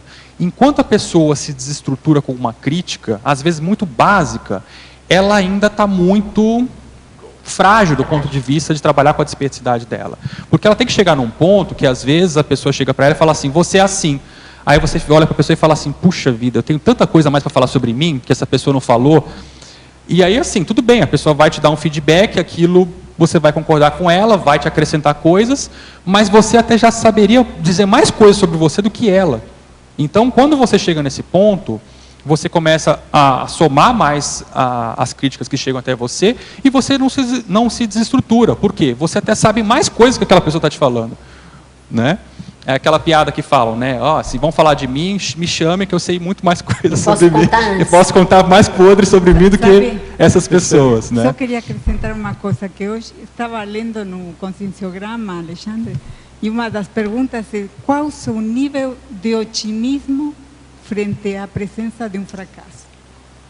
Tudo que a pessoa tem que trabalhar para conseguir responder. Então, finalizando, o que eu vejo é assim: se a pessoa se desestrutura ainda com uma crítica muito básica em relação a ela, provavelmente ela deve ter muitos pontos cegos em relação à personalidade dela. Então, esse é um ponto que eu vejo sério para se pensar na questão de como travão da autodesperticidade, já que o tema é esse, né? Uma coisa que você levantou sobre a TENEPS 24 horas, que eu fiquei curioso, que a pessoa para poder realizar aquela assistência que chega para uma consciex. Só que eu também já vi casos assim, de algumas pessoas que a vida dela ficou tomada por isso. Por exemplo, toda hora chega uma pessoa para poder ser ajudada. Eu ouvi isso em diversas consciências. Então, como é que você consegue separar aquela consciência que ela é trazida por amparo ou por um guia cego? É através do grau de domínio que aquilo tem do tempo intrafísico da pessoa? Primeiro ponto, ela não para.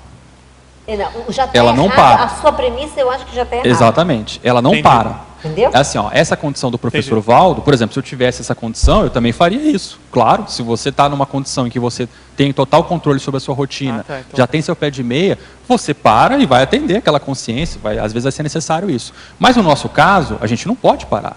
Isso. Então, o desafio e aí os receios com relação a isso é justamente isso. Por que as pessoas travam com relação à desperticidade? Por que as pessoas travam com relação à TENEPS 24 horas e outras coisas mais? Justamente porque elas têm que levar as coisas de jeito. Entendi. E aí é um problema para ela. Aí faz mais sentido. Entende? É mais difícil. E aí justamente é o desafio. E aí esse exercício de se fazer isso, sem compromisso, vamos dizer assim, porque a minha intenção não é dizer que eu faço isso, porque eu não faço, mas é um exercício para ver como é que é isso na prática, como é que funcionaria se eu fosse. Como se Entende? fosse, tá lá escrevendo, tá preparando uma aula, e chega consegue. Já pior que isso, você está lá numa reunião de trabalho, quente, pegando um monte de coisa, e você escando as coisas e tendo que fazer o seu trabalho como você tem que fazer.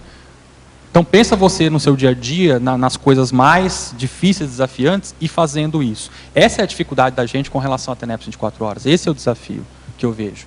Entende? Por isso que a gente tende a deixar, não, isso não é para mim ainda. Por quê? Justamente em função disso, como é que eu vou parar? Você não tem que parar, você tem que encarar. Esse é o exercício. Já entende? Mas o que eu prefiro no atual momento é tentar exercitar isso na prática para não ficar só na teoria. Tentar fazer um movimento nesse sentido para que não fique muito distante. Pelo menos 1% de vivência já começa a ter. Obrigado. Gente, então vou adiantar um pouco aqui, tá? Atualmente tenho me dedicado ao estudo da consciência.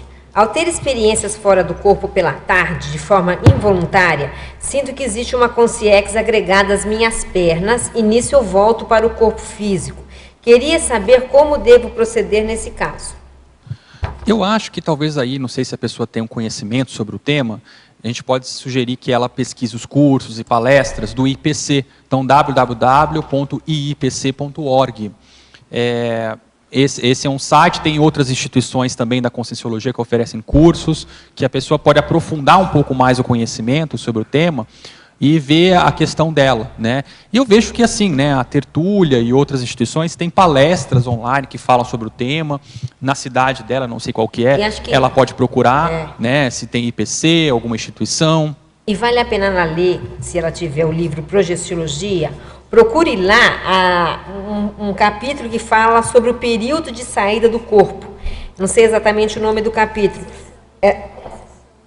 A seção 10 do livro. E aí o professor Valdo explica bem isso. Tem inclusive a posição de Trendelenburgo, que não é a condição dele, mas a pessoa fica agarrada pela nuca, né?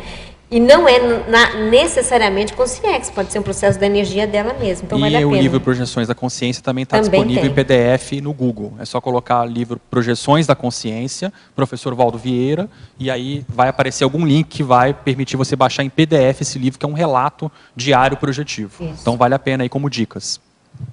Trinomiologia, página 29. Poderia comentar o trinômio autoconflitividade, comocionalismo, falta de domínio das energias? Aqui é um link importante para ela ver como é que isso afeta na autodefesa energética dela. Então, o tema que a gente começou a falar antes, domínio das energias e autodefesa energética. O que acontece? Muitas vezes a pessoa trava na condição do desenvolvimento parapsíquico e das energias dela em função desses itens anteriores. Então, a questão do autoconflito. O autoconflito é aquilo que gera incômodo na pessoa mais seriamente. Nós já conversamos aqui, trouxemos vários itens que podem ser elementos de autoconflito. E aquilo é algo que se instala dentro da pensenidade dela, que é um incômodo mais sério em relação a ela mesma. Seja algo que ela fez, seja algo que ela não fez. Então, ela precisa avaliar o caso dela. Mas todos nós, em algum nível, temos algum tipo de autoconflito. E aí é preciso avaliar o grau e o nível desses autoconflitos, porque eles refletem justamente sobre o nosso trabalho com as energias. Então a pessoa vai lá fazer o estado vibracional, vai mexer com as energias, alguma coisa, e ela não sente fluir. Por quê? Muitas vezes a pensenidade dela, o pensamento e o sentimento dela, está focado naquele problema. Então, como é que ela vai trabalhar com as energias? Como é que ela vai se soltar para fazer assistência com os amparadores? É um ponto de travão, né? E a questão do comocionalismo. O que é o comocionalismo? É a forma como a pessoa reage diante das coisas, e nesse caso o comocionalismo é uma forma passional, uma forma emocional, exacerbada. Então é preciso ver com calma essas questões, porque tudo isso afeta diretamente as nossas manifestações energéticas, parapsíquicas, e isso, se a pessoa não avaliar bem, se ela for deixando levar, se torna às vezes um travão da autodesperticidade dela. Ela fazer o link, então é importante ela começar a fazer o link dessas coisas, para ela ver o que isso reflete no nível, no percentual de autodesperticidade dela. Pensenologia, página 28. O que são as inibições autopensênicas? Inibições autopensênicas é tudo aquilo que a pessoa não se sente segura, à vontade, para manifestar com relação à pensenidade dela, né? Então, o que a gente observa é que se a pessoa tem que ser um pouco mais ousada do ponto de vista das manifestações dela, para ela poder se expor mais, se colocar em situações que ela possa tirar aprendizado daquilo. Né? Então, às vezes, por exemplo, falar em público, ela sempre se trava, fica inibida para aquela condição, seja aqui no tertuliário, seja na faculdade dela, seja no ambiente de trabalho dela. Então, se colocar mais despojado para essas situações, para que a pessoa possa aprender com aquilo. Né? E superar, a gente observa, né? que tudo aquilo que a pessoa fica muito inibida, acanhada, ela perde oportunidades. Né? Então, é nesse sentido que a gente colocou. Eu acho que a pessoa pode pensar mais no que ela perde, que quem sabe dê mais motivação, né?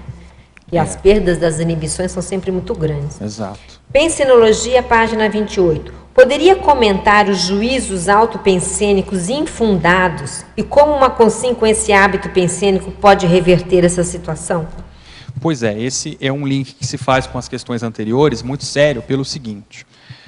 Às vezes, o que acontece? A pessoa, ela tem a crença de que ela se autoassedia com uma coisa que é muito certa e ela tem razão. Só que muitas vezes o que ela está pensenizando e o que ela está julgando, ela está totalmente errada e distorcida. Então aquilo que ela está pensenizando sobre a outra pessoa, sobre algum fato, alguma situação, não tem nada a ver com a realidade de fato. Né? Então, às vezes a gente observa aqui, falando da CCCI, por exemplo, acontece um fato de grande comoção, envolvendo pessoas, etc. e tal, e aí a pessoa, ela não participou daquele processo, ela não sabe os detalhes que tem daquilo ali e toma partido daquilo, e vai pra... criticando as pessoas, etc. e tal. Né? E assim no nosso dia a dia também né? Isso falando de grupos, mas falando do nosso ponto de vista pessoal, é importante ter essa noção de que às vezes a pessoa toma conclusões precipitadas. Então acontece um fato e ela começa a criar uma fantasia na cabeça dela de que a pessoa agiu assim por causa disso e não foi nada daquilo. É uma paranoia. É uma paranoia, é uma distorção cognitiva e é um julgamento precipitado, ansioso, que gera autoassédio, que é um fator de autoassédio, né? Então, essa questão, porque juízos a gente faz sempre no nosso dia a dia, né? Mas tomar bastante cuidado com essa condição, porque isso pode ser uma cunha séria para autoassédio, especialmente quando com base em fantasia. A pessoa carrega nas tintas com outras pessoas, e aquilo é uma fantasia, aquilo não representa a realidade, não tem nada daquilo, né? A gente observa, por exemplo, que muitas acariações, muitas vezes a base o inicial, muitas vezes é aquilo. É esse juízo infundado de fantasias das cabeças de cada um. Né? De cada um. Parafatologia, página 29, quarta linha, de baixo para cima. Favor explicar os sintomas físicos e emocionais advindos do travão do laringochakra. Pessoas com problemas de tireoide podem ser portadoras desse travão? Como destravá-lo? O canto ajuda? Eu vejo assim, primeiro ponto é a pessoa estudar o trabalho com as energias, né? Ela procurar trabalhar com as energias, estudar esse tema, ver se ela pode fazer um curso sobre isso, para ver qual que é o efeito disso nela. E avaliar também os aspectos emocionais que podem estar relacionados a isso. E se é alguma coisa mais séria, procurar avaliar, ver um médico, procurar ver algo que possa ajudá-la nesse sentido, se está interferindo fisicamente também. Então é uma questão para se ver aí. Precisa checar o cardiochakra, né, Alexandre? E o sexochakra. O sexochakra tem total conexão com o laringochakra. É bom ver esses 3 chakras juntos, né?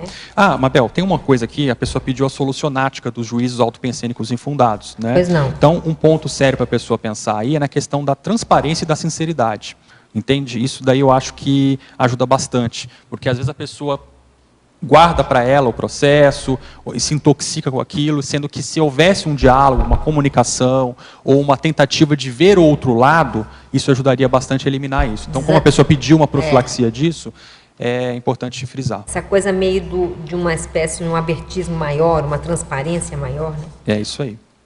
Pergunta para o verbetógrafo. Você teve dificuldades com seu grupo Karma? E se sim, a superação de modo diferenciado dessas adversidades o levou a um patamar mais próximo à desperticidade? Olha, esse ponto tem relação total com a desperticidade, né? Eu vejo assim, a minha família tem muitas singularidades, uma série de questões, e eu vejo que o ponto mais sério é você mudar a sua forma de encarar a sua família, né? Então, primeiro ponto, não force a barra com relação à conscienciologia, não force a barra com relação ao que você pensa. Siga a sua vida, né, se mantendo aberto, sempre que possível, para as pessoas, para assistência, porém, siga a sua vida e o seu exemplo silencioso vai fazer resultado. O que eu começo a observar ao longo da minha vida, com o meu foco, com as minhas coisas, a gente observa que quando aperta o problema, as pessoas têm o faro de saber quem elas precisam pedir ajuda. Isso é instintivo, isso é natural.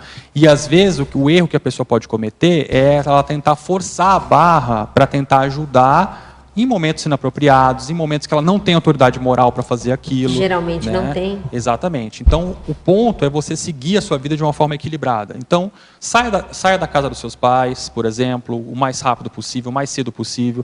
Tenha a sua independência financeira, afetiva. Não crie siga expectativa. A sua vida, não crie expectativa. Com relação à família. E esteja à disposição para ajudá-los quando for necessário, etc. e tal. Agora, sem dúvida alguma, esse é um ponto bem sério, porque são estágios, egokarma, grupo karma e polikarma. Se a pessoa ainda está muito enrolada com a família dela, é um ponto para se pensar como o travão da autodesperticidade. Aí entra outro ponto, defina o que é enrolado. A pessoa pode estar enrolada, mas intimamente ela está tranquila com aquilo e está fazendo o que ela pode. Tem tudo isso, né? Ou ela nem está tão enrolada assim, mas aquilo muitas vezes tem muito conflito, tem muitos problemas. O ponto é como que ela se relaciona intimamente, como que ela pensa de cada um dos seus familiares e como que ela age. E também se há dependência, né? Se alguém depende dela dentro da família, já é outra abordagem, Exatamente, né, é isso aí. Fatologia, página 28, 7ª linha. Poderia relatar o travamento comunicativo? Travamento comunicativo é quando a pessoa ela se sente inibida na comunicação dela, seja na comunicação verbal, falada ou escrita. Então, ela tem que procurar ver as causas com relação a ela, o que é, se é uma timidez, se é uma falta de experiência. Eu vejo que, assim, de maneira geral, a pessoa precisa desenvolver isso, nem sempre é inato, né? Então, se é algo por falta de experiência, partir para a prática. Se não, ela procurar aprofundar isso numa consciência terapia, desenvolver em outros cursos, tem que ver o caso pessoal da pessoa. Mas é basicamente isso, é a inibição do ponto de vista da comunicação. Agora, eu já vi muita gente inibida e que ela foi à luta e hoje em dia ela nem lembra mais que ela era inibida. Isso geralmente é um problema que a pessoa supera fácil. Mas ela tem que, claro, se enfrentar, né? Ela tem que experienciar. Pensonologia, página 28, 2ª linha. Seria possível explicar o sentido de inibições autopensênicas dentro do contexto do verbete? Inibições autopensênicas? A gente até falou agora há pouco. Você acha que vale a pena repetir? Fala rapidinho. Inibições autopensênicas é tudo aquilo que trava a pessoa, amarra a pessoa do ponto de vista de manifestação de pensamentos, sentimentos, né? Então ela tem que observar dentro dela se ela é uma pessoa mais inibida, mais acanhada, mais tímida, ou se ela tem mais desenvoltura. Qual que é a tendência dela? Se a tendência dela for mais de inibição, ela procurar fazer um desenvolvimento para mudar isso, né? Se colocando na chapa quente, se colocando em situações que ela possa desenvolver isso, né? Então, vamos dar um exemplo. Não sei se a pessoa é da conscienciologia ou não.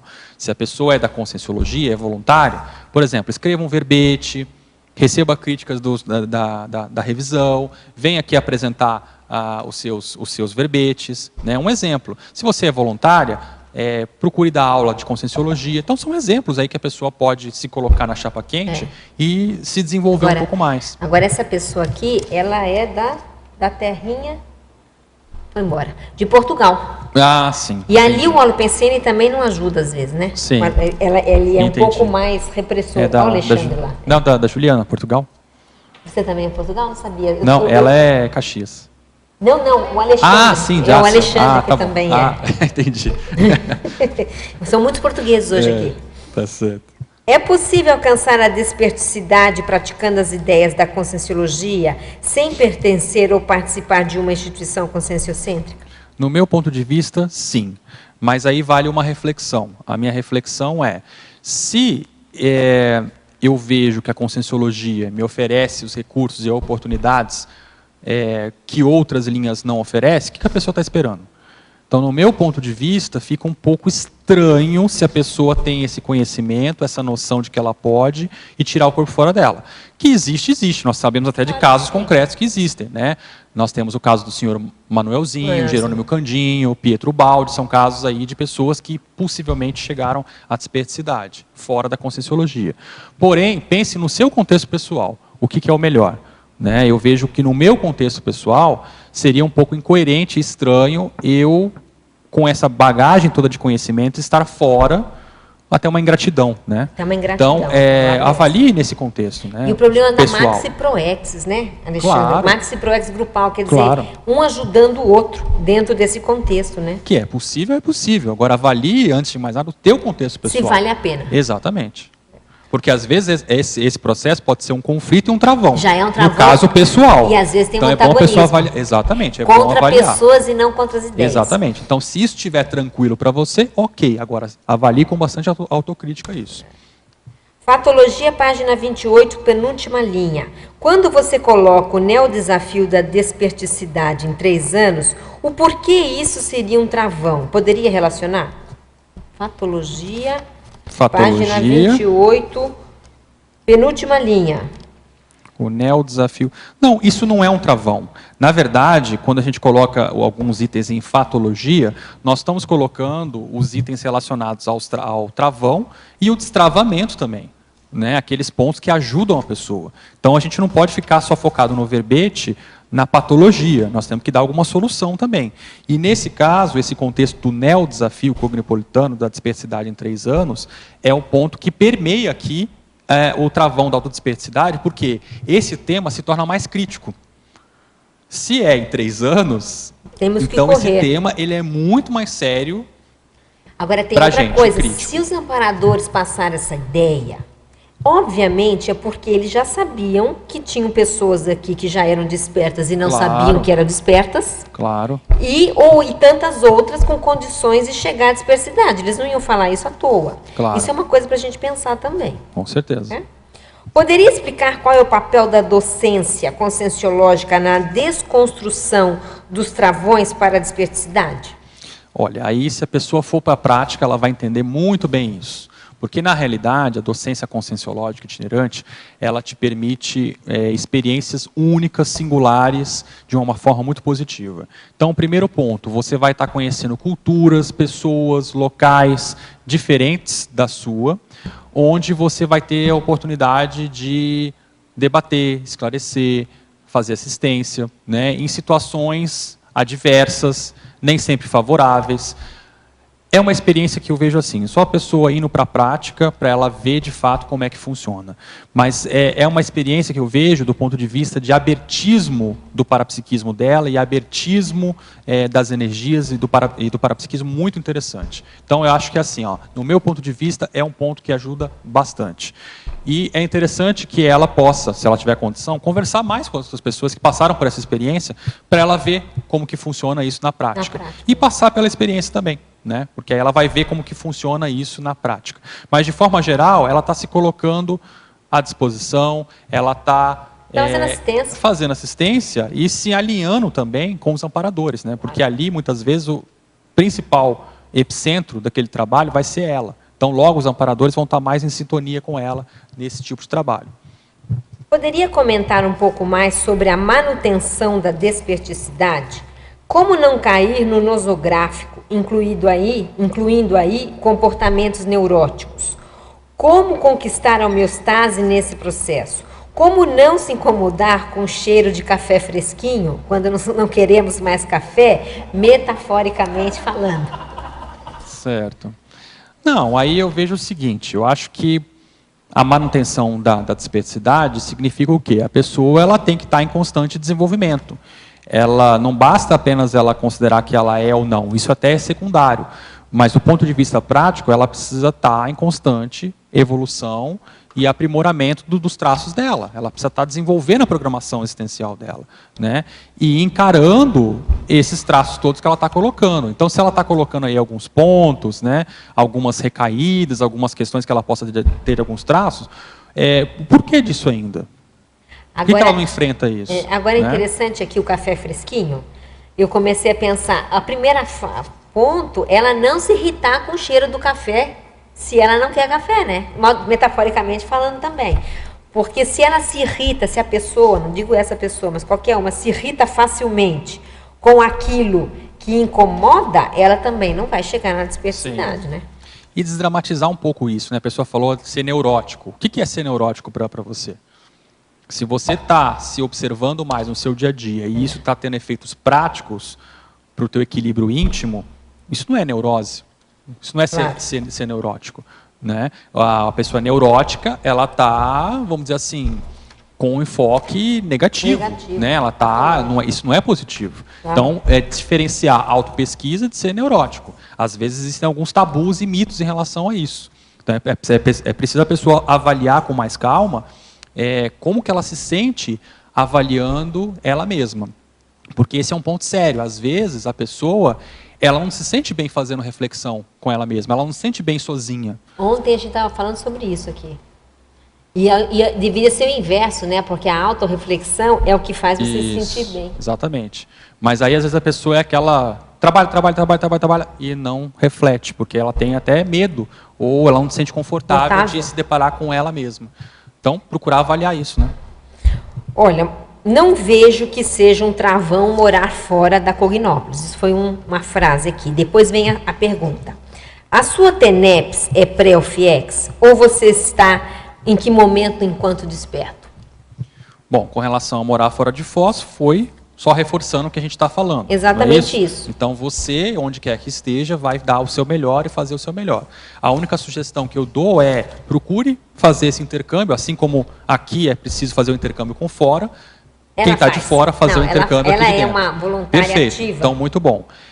Com relação a isso, bom, defino o que é pré-OFIEX, né? Eu acho assim, toda TENEPS, em tese, deveria ser uma pré-OFIEX.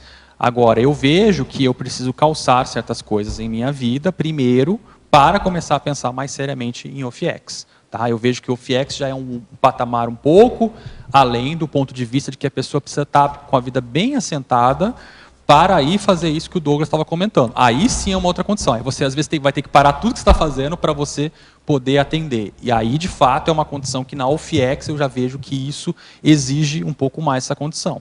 Para o ser desperto, para o tenepsista, para a pessoa que está pensando em TENEPS 24 horas, eu vejo que não. Mas, então, é nesse sentido que eu vejo.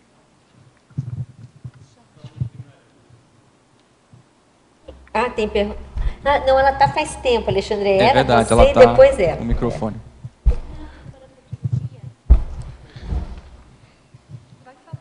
Pode falar. Na parafatologia, na quarta, quinta linha, o travão da falta de lucidez nas experiências fora do corpo.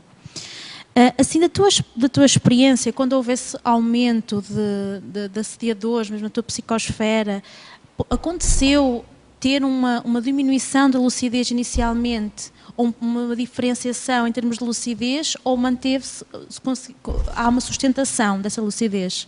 Como é que colocas isso? Eu acho que isso oscila de acordo com a nossa vida.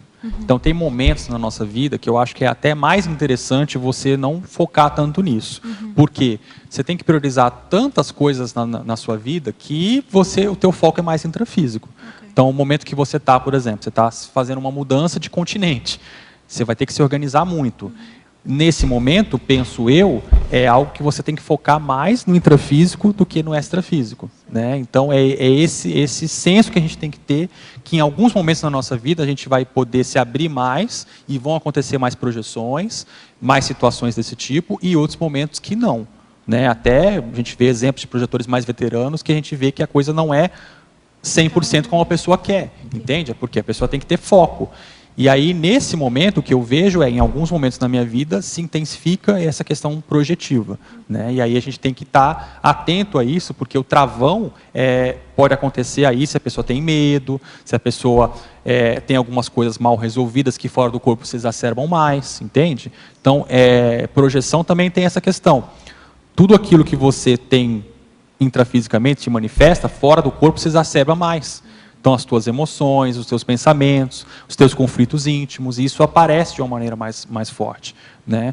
E, então, isso é uma atenção que tem que ter nesse sentido. O que eu observo desse um ano para cá, tem situações que você tem que ficar, aquele ponto, né? Que você fala assim, poxa, mas agora é o momento de relaxar. E nem fora do corpo você pode relaxar, porque aí vem o assediador ou alguma consciência, alguma coisa e toca em algum ponto. Então, você não pode baixar a guarda, você tem que estar alerta o tempo todo para você se manter tranquilo e aquilo não te abalar e não te travar do ponto de vista de parapsiquismo e projeção. Tá? Mas leva sempre em consideração isso, momentos e fases da vida. É importante. Na verdade, a minha pergunta era exatamente essa. Continuando, você acha que quem é mais emotivo tem mais dificuldade de sair fora do corpo e de ter projeções lúcidas por causa dessa exacerbação? Não necessariamente. A pessoa pode até ter mais facilidade. Só que o que ela tem que ver é se isso trava ela do ponto de vista de experiência. Vamos supor que ela saia do corpo. Na hora que ela sai do corpo, ela percebe e ela se emociona muito. Ela pode retornar justamente em função disso. Tá? Então, ela tem que ver como que essa emoção dela se manifesta e se isso, com os fatos, ela observa se trava ou não a manifestação dela. Tá? Outra coisa que eu queria também que você ampliasse, o travão paragenético. Certo. Olha, de uma maneira bem prática, eu vejo o seguinte. Muitas coisas que a gente manifesta aqui são de vidas passadas, são de outras existências. Então, para a pessoa não ficar apenas querendo trabalhar com esses pontos, quando ela tiver uma retrocognição, alguma coisa a mais, ela procurar se conhecer mais, destrinchar mais a personalidade dela e ter em mente de que esses traços, trafores e trafares, e algumas experiências, reencontros que ela tem nessa vida, não são a primeira vez, né? Então, isso dá uma praticidade maior para ela e, nesse ponto, ela começa a trabalhar já com a paragenética dela também, entende? Então, se ela tem travões paragenéticos, não ficar pensando na vida passada, etc. Pensa de maneira prática, como é que isso se manifesta hoje? Tá, é paragenético, tudo bem, mas e hoje? O que você pode fazer com isso? Né? Não cair muito, eu vejo assim, a tendência muitas vezes pode ser cair no campo da fantasia e ficar só pensando, imaginando. Não, vamos ser práticos. Né? Então, é esse o intuito de colocar aqui esse item. Não sei se eu respondi. Obrigada. Eu estava a pensar na questão da emocionalidade. Fala um pouquinho mais alto. Estava a pensar na questão da emocionalidade. Tu fazes aqui uma listagem de emoções, mas no nosso nível as emoções são inevitáveis. Portanto, elas são muitas vezes respostas automáticas e às vezes mesmo assentes num processo psiconeurofisiológico. Certo. Portanto, é inevitável. Faz parte do nosso hardware, da nossa corporalidade, vá lá, intrafisicalidade. A questão é quando isso é exacerbado, ou seja, quando a emoção começa a surgir, a resposta emocional começa a surgir um determinado evento, intra ou extra consciencial, e nós não damos conta e aquilo amplifica e perturba-nos. E entra a questão da imperturbabilidade. Eu queria que tu comentasse a questão de nós vermos essa questão da automaticidade da resposta emocional como uma sinalética que nós podemos usar para a condição da autodesperticidade, ou seja, quando a emoção começa a surgir, nós vermos isso como uma sinalética e identificarmos dentro da nossa autopensinidade aquilo que está a fazer emergir essa emoção, esse sinal, vá lá.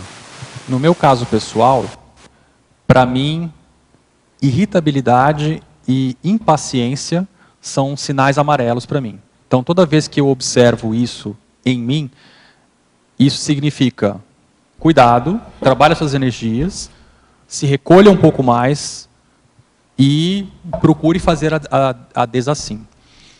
Tem um item no meu código pessoal de cosmoética hoje, que é o seguinte: eu procuro não dormir sem fazer desassim. Então, eu não me permito dormir assimilado com algo. Pode parecer besta isso, mas não é. Por quê? Eu ainda não consigo fazer 100% isso, mas já consigo fazer com um percentual razoável.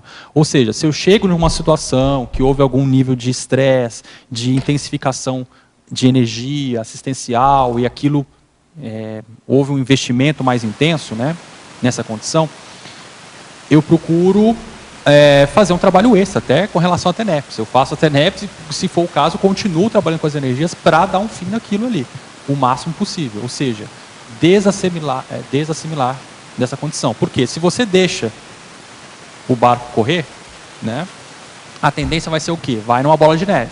Aí no dia seguinte, você vai estar mais irritado, mais impaciente, e aí começam os problemas, que é a questão, né, da cronicificação lá que foi falado no início. Esse é um ponto que eu procuro trabalhar nesse momento, nesse sentido. Então, para mim, irritabilidade, impaciência, sinal amarelo. Sinal que eu tenho que procurar fazer mais a minha desassim. Né? Naquele momento, o mais rápido possível, não deixar isso se instalar e permanecer. Tá? E aí, cada pessoa tem que ver o seu caso pessoal. Em cada um é diferente, então você tem que ver quais são os pontos que mais pegam em você e quais são os sinais amarelos. Porque esses são pontos até lights. O problema é aí que quando você começa a ter conflito com pessoas, começa a ter situações, aí já é um nível que o assédio já se instalou, entendeu? Ou chegou num ponto que você não cortou, não fez esse corte de desassim anterior para chegar nesse ponto. A questão que eu estou a perceber que tu estás a dizer é nós chegarmos a um nível de monitorização, ou seja, de conscientização permanente desses sinais. A questão é essa, aí é que faz o diferencial, porque muitas vezes nós só damos conta já, coisa já aconteceu, já reagimos, já... Isso, é isso aí. Acho que a gente tem que chegar num ponto da gente se conhecer mais a nós mesmos para chegar nesse ponto de profilaxia. É isso aí. Vamos fazer um sprint agora, que eu tenho mais umas 3, 4 perguntas e tem 2 ali, tá? Seria o objetivo. Tecnologia, página 29. Quais técnicas de autodesassédio você já conseguiu utilizar? Olha, de uma forma bem prática, a que eu mais utilizo hoje... Você acabou de falar uma, né? Exato. É você observar alguns erros recorrentes seus e tomar uma atitude prática. O que eu vou fazer para solucionar isso, para não acontecer, né? Agora, a pessoa tem que desenvolver as suas técnicas pessoais de autodesassédio, porque cada um é diferente. Então, como é que você funciona? Isso é importante dela pensar também. Professor, e quando o ponto cego é a vida profissional? Até que ponto a estagnação profissional ou dificuldade financeira podem comprometer a serenidade? Bom, aí isso não é ponto cego, é ponto claríssimo. Evidente. Né? Ponto cego é quando você não enxerga um traço pessoal seu. Então, aquilo às vezes é óbvio para todo mundo que está ao redor, mas para você nem dá conta. Então, isso é um ponto cego. Tá? Agora, isso que você está colocando, como você está dizendo bem claramente, é um ponto bem evidente. Aí é uma questão de, tomar alguma providência, correr atrás, às vezes baixar a expectativa e tentar alguma coisa provisória que não seja o ideal. Eu não conheço você, então fica difícil avaliar qual é o contexto pessoal, né? Mas eu vejo que, só para esclarecer aí, isso que você está falando não é ponto cego. Tá? O ponto cego é aquilo que você nem viu, nem enxergou. E aí, como que você vai se dar conta desse ponto cego? Na hora que você chega e trava alguma coisa. Então, vamos supor, até que ponto que o que está travando essa condição profissional não é um ponto cego que você não enxergou. Quer dizer, que é o que está por trás. Exatamente. Então, talvez a sua questão profissional de você não conseguir um emprego, estou colocando como hipótese, tá? Não posso afirmar porque eu não conheço a pessoa, não sei a situação dela. Mas pode ser um ponto cego seu, algo que você não está enxergando da sua manifestação e que está te travando. Aí, quem sabe a consciencioterapia é bem apropriada nesse caso, né?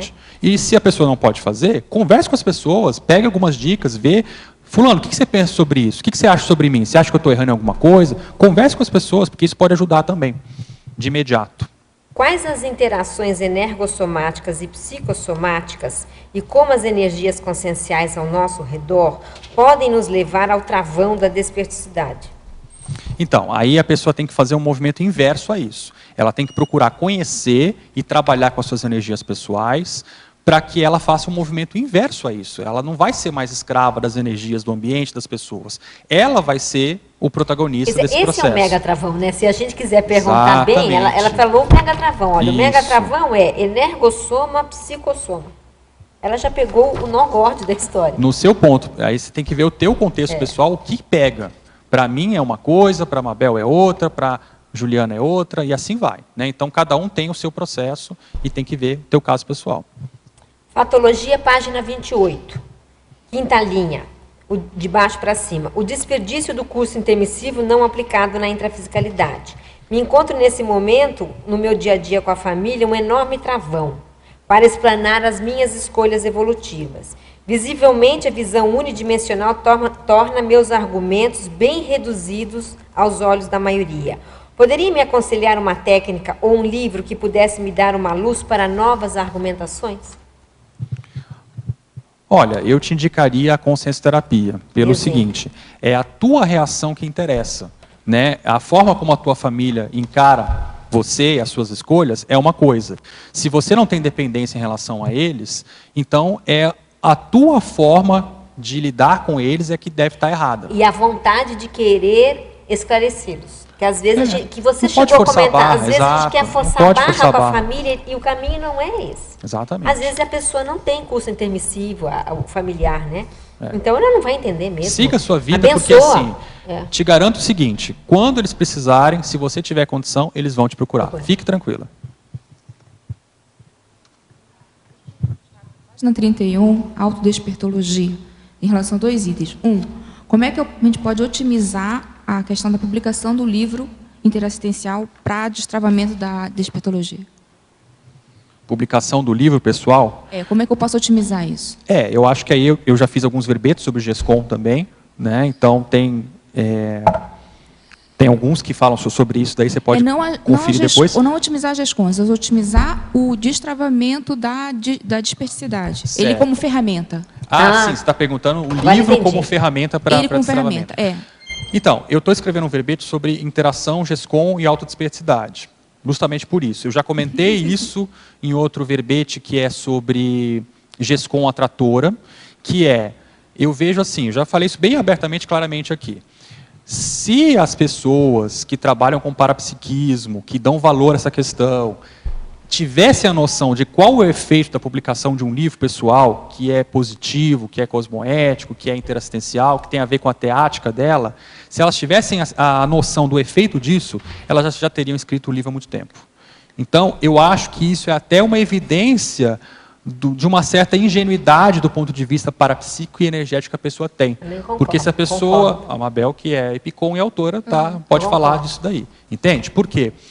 Se a pessoa desenvolve um livro, por exemplo, que vai abordar do paradigma consciencial, que vai falar de parapsiquismo e temas afins, o que vai acontecer? Isso vai ser inevitável, ela desenvolver o parapsiquismo dela, porque ela vai criar conexões. O livro é um pedaço seu que está em diversas partes do mundo. Então, eu conheci pessoas que sem o livro eu não teria conhecido. Agora, entende? E isso, aí você faz o link. Qual a relação dessas conexões que você faz com a Toteneps? Qual a conexão que você faz disso com a questão da dispersidade? Total. Não, a publicação do livro, no meu entender, ela já é um caminho de autodesassédio. Isso já é um passo da dispersidade. Além disso, né? Porque só o processo em si já exige um autodesassédio mínimo. Então, o livro já é a ferramenta. Exato. Olhando até para o outro lado. Exato. Agora, não o lado que ele... Né? Então, e, além disso, avalie as conexões que esse livro vai fazer e o que isso vai impactar no teu parapsiquismo, na tua força presencial, na tua TENEPS. E isso tudo é pró-dispersidade. Só mais um daqui mesmo, rapidinho. O 5, dupla evolutiva. Certo. E sim, a gente sabe que se a pessoa não tem dupla evolutiva, tem um monte de travões por trás. Mas você acha que é possível uma pessoa sem dupla evolutiva chegar à dispersidade? Eu acho possível, em tese. Porém, acho que tem que avaliar com calma. Eu veria com calma o contexto pessoal. Talvez por uma circunstância da vida, é possível, não sei, né? Não é uma condição obrigatória. Mas eu viria... O mais sério é, se a pessoa tem alguma dificuldade do ponto de vista de intimidade e de relacionamento afetivo sexual. Esse é o ponto mais sério. Se isso aparecer, a dispersidade não chega e outras coisas não vão chegar também. Ela vai passar longe disso, porque é uma coisa muito básica. Agora, em tese é possível, porque as circunstâncias da vida são diversas. Então, talvez a pessoa esteja com uma dupla evolutiva, tudo mais, dessoma, sei lá, ou acontece algum problema sério. Então as circunstâncias da vida, às vezes, leva a isso. A gente não pode ser dogmático quanto a isso, não, é porque eu vejo muita gente jogar a toalha e dizer assim, não, essa vida eu não vou ser desperto porque eu não tenho dupla evolutiva. Aí não. Aí eu acho que aquelas frases que ele colocou. Exatamente. Aí não. Aí a pessoa está... Isso é um travão. Então, a pessoa não está querendo se enfrentar nisso daí. E não adianta, a pessoa pode até querer jogar isso debaixo do tapete, a vida dela não vai destravar, não adianta. Ela tem que encarar algumas coisas que são básicas, porque é uma questão de princípio, né? Do básico para o mais avançado. Se você não consegue se relacionar bem nem com uma pessoa na sua intimidade, como é que você vai se relacionar bem com outras pessoas que te atacam frontalmente? Uhum. Porque para você chegar à dispersidade, você vai ter que encarar assediador que vai te atacar frontalmente sem motivo algum, muitas vezes. Então, se você não consegue fazer isso nem com uma dupla evolutiva, que é um cenário bem mais favorável, como você vai fazer isso com um mega assediador, com um assediador na tua psicosfera? Entende? Mas, assim, esse é um exemplo, nesse caso, da pessoa que está querendo colocar sujeira debaixo do tapete. Esse é um ponto. O outro ponto seria as circunstâncias da vida. Aí, em tese, eu acho possível, sim, ter essa condição, mas aí não é um travão, não é uma dificuldade pessoal. Sim, é isso que tem que ser avaliado. Obrigada. Gente, nós chegamos aí no nosso fim, né, da tertúlia, já estamos até um pouquinho atrasados. Queria parabenizar, então, o Alexandre aí pela excelente defesa, foi um tema que chamou muita atenção, queria agradecer a presença de vocês aqui, os tertulianos, e os teletertulianos, que eles participaram ativamente aqui com muitas perguntas, tá certo? Então, muito obrigada e até amanhã. Obrigada, professora Mabel. Pontuações da tertúlia de hoje. Assinaturas no livro de presença, 27. Perguntas presenciais, 17. E perguntas online, 30. Hoje nós teremos os recados do Marcelo Pasculin, Despertometria, Viviane Ribeiro, Acoplamentário, e Cristina Nievas, curso da IAC Meta Desperticidade. Boa tarde a todos. Aproveitando o tema desse verbete, pergunto para vocês, tertulianos e teletertulianos. Então, 3 anos para chegar à desperticidade, é possível? No seu caso? Nós temos aqui um curso Despertometria. Esse curso oferecido pela Sinvex visa auxiliar aqueles que desejam chegar à desperticidade em 3 anos e objetiva ampliar a compreensão da desperticidade, avaliar o nível pessoal da desperticidade e ajudar a planejar o desenvolvimento da alta desperticidade. A próxima turma, de 28 a 30 de março, no campus da Asinvex. Se você deseja em outras datas ou na cidade onde você reside, ou ainda mais informações sobre o curso, escreva para contato@asinvex.org. Obrigado. Boa tarde a todos. O CAEC convida vocês a participarem do curso Acoplamentário, que é um laboratório grupal, onde a gente trabalha para potencializar o desenvolvimento parapsíquico e outros atributos conscienciais. O curso ocorrerá 7, 8 e 9 de fevereiro. O tema é autoconscienciometria, então ele vai ter um tema especial. O EPICOM é o João Aurélio Bonassi. Quem tiver interesse pode ligar diretamente no CAEC, no 3525-2652, ou pode buscar no Facebook com o nome do curso, do próprio laboratório, Acoplamentário, que aí lá você pode obter mais informações. Obrigada. Boa tarde. A IAC também está oferecendo curso quanto à temática desperticidade. Já tem uma década de experiências onde os duplistas, professores e EPICONs, Wagner Alegretti e Nancy Trivellato, vêm trabalhando sobre essa temática. Os módulos são 4 realmente ao longo do 2014 e o primeiro começa do dia 22 a 23 de fevereiro de 2014. O conteúdo pragmático totaliza 80 horas de atividades e o curso tem 4 avaliações holossomáticas e energético-parapsíquicas individuais, 4 módulos teóricos, cada um com 10 horas de duração, 3 tarefas de casa individualizadas, 3 reuniões com o grupo de apoio e um workshop bioenergético e um vídeo discussão.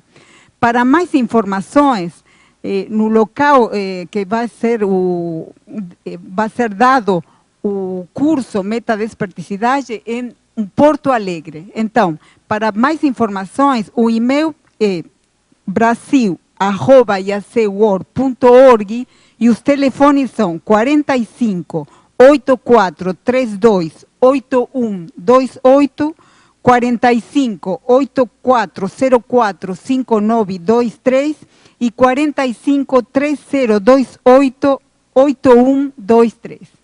Muito obrigado. Boa tarde. O verbete de amanhã será Alforria da Dogmática Religiosa. O verbetógrafo é o professor Laurentino Afonso e a especialidade é Liberaciologia. Boa tarde a todos e obrigado pela atenção.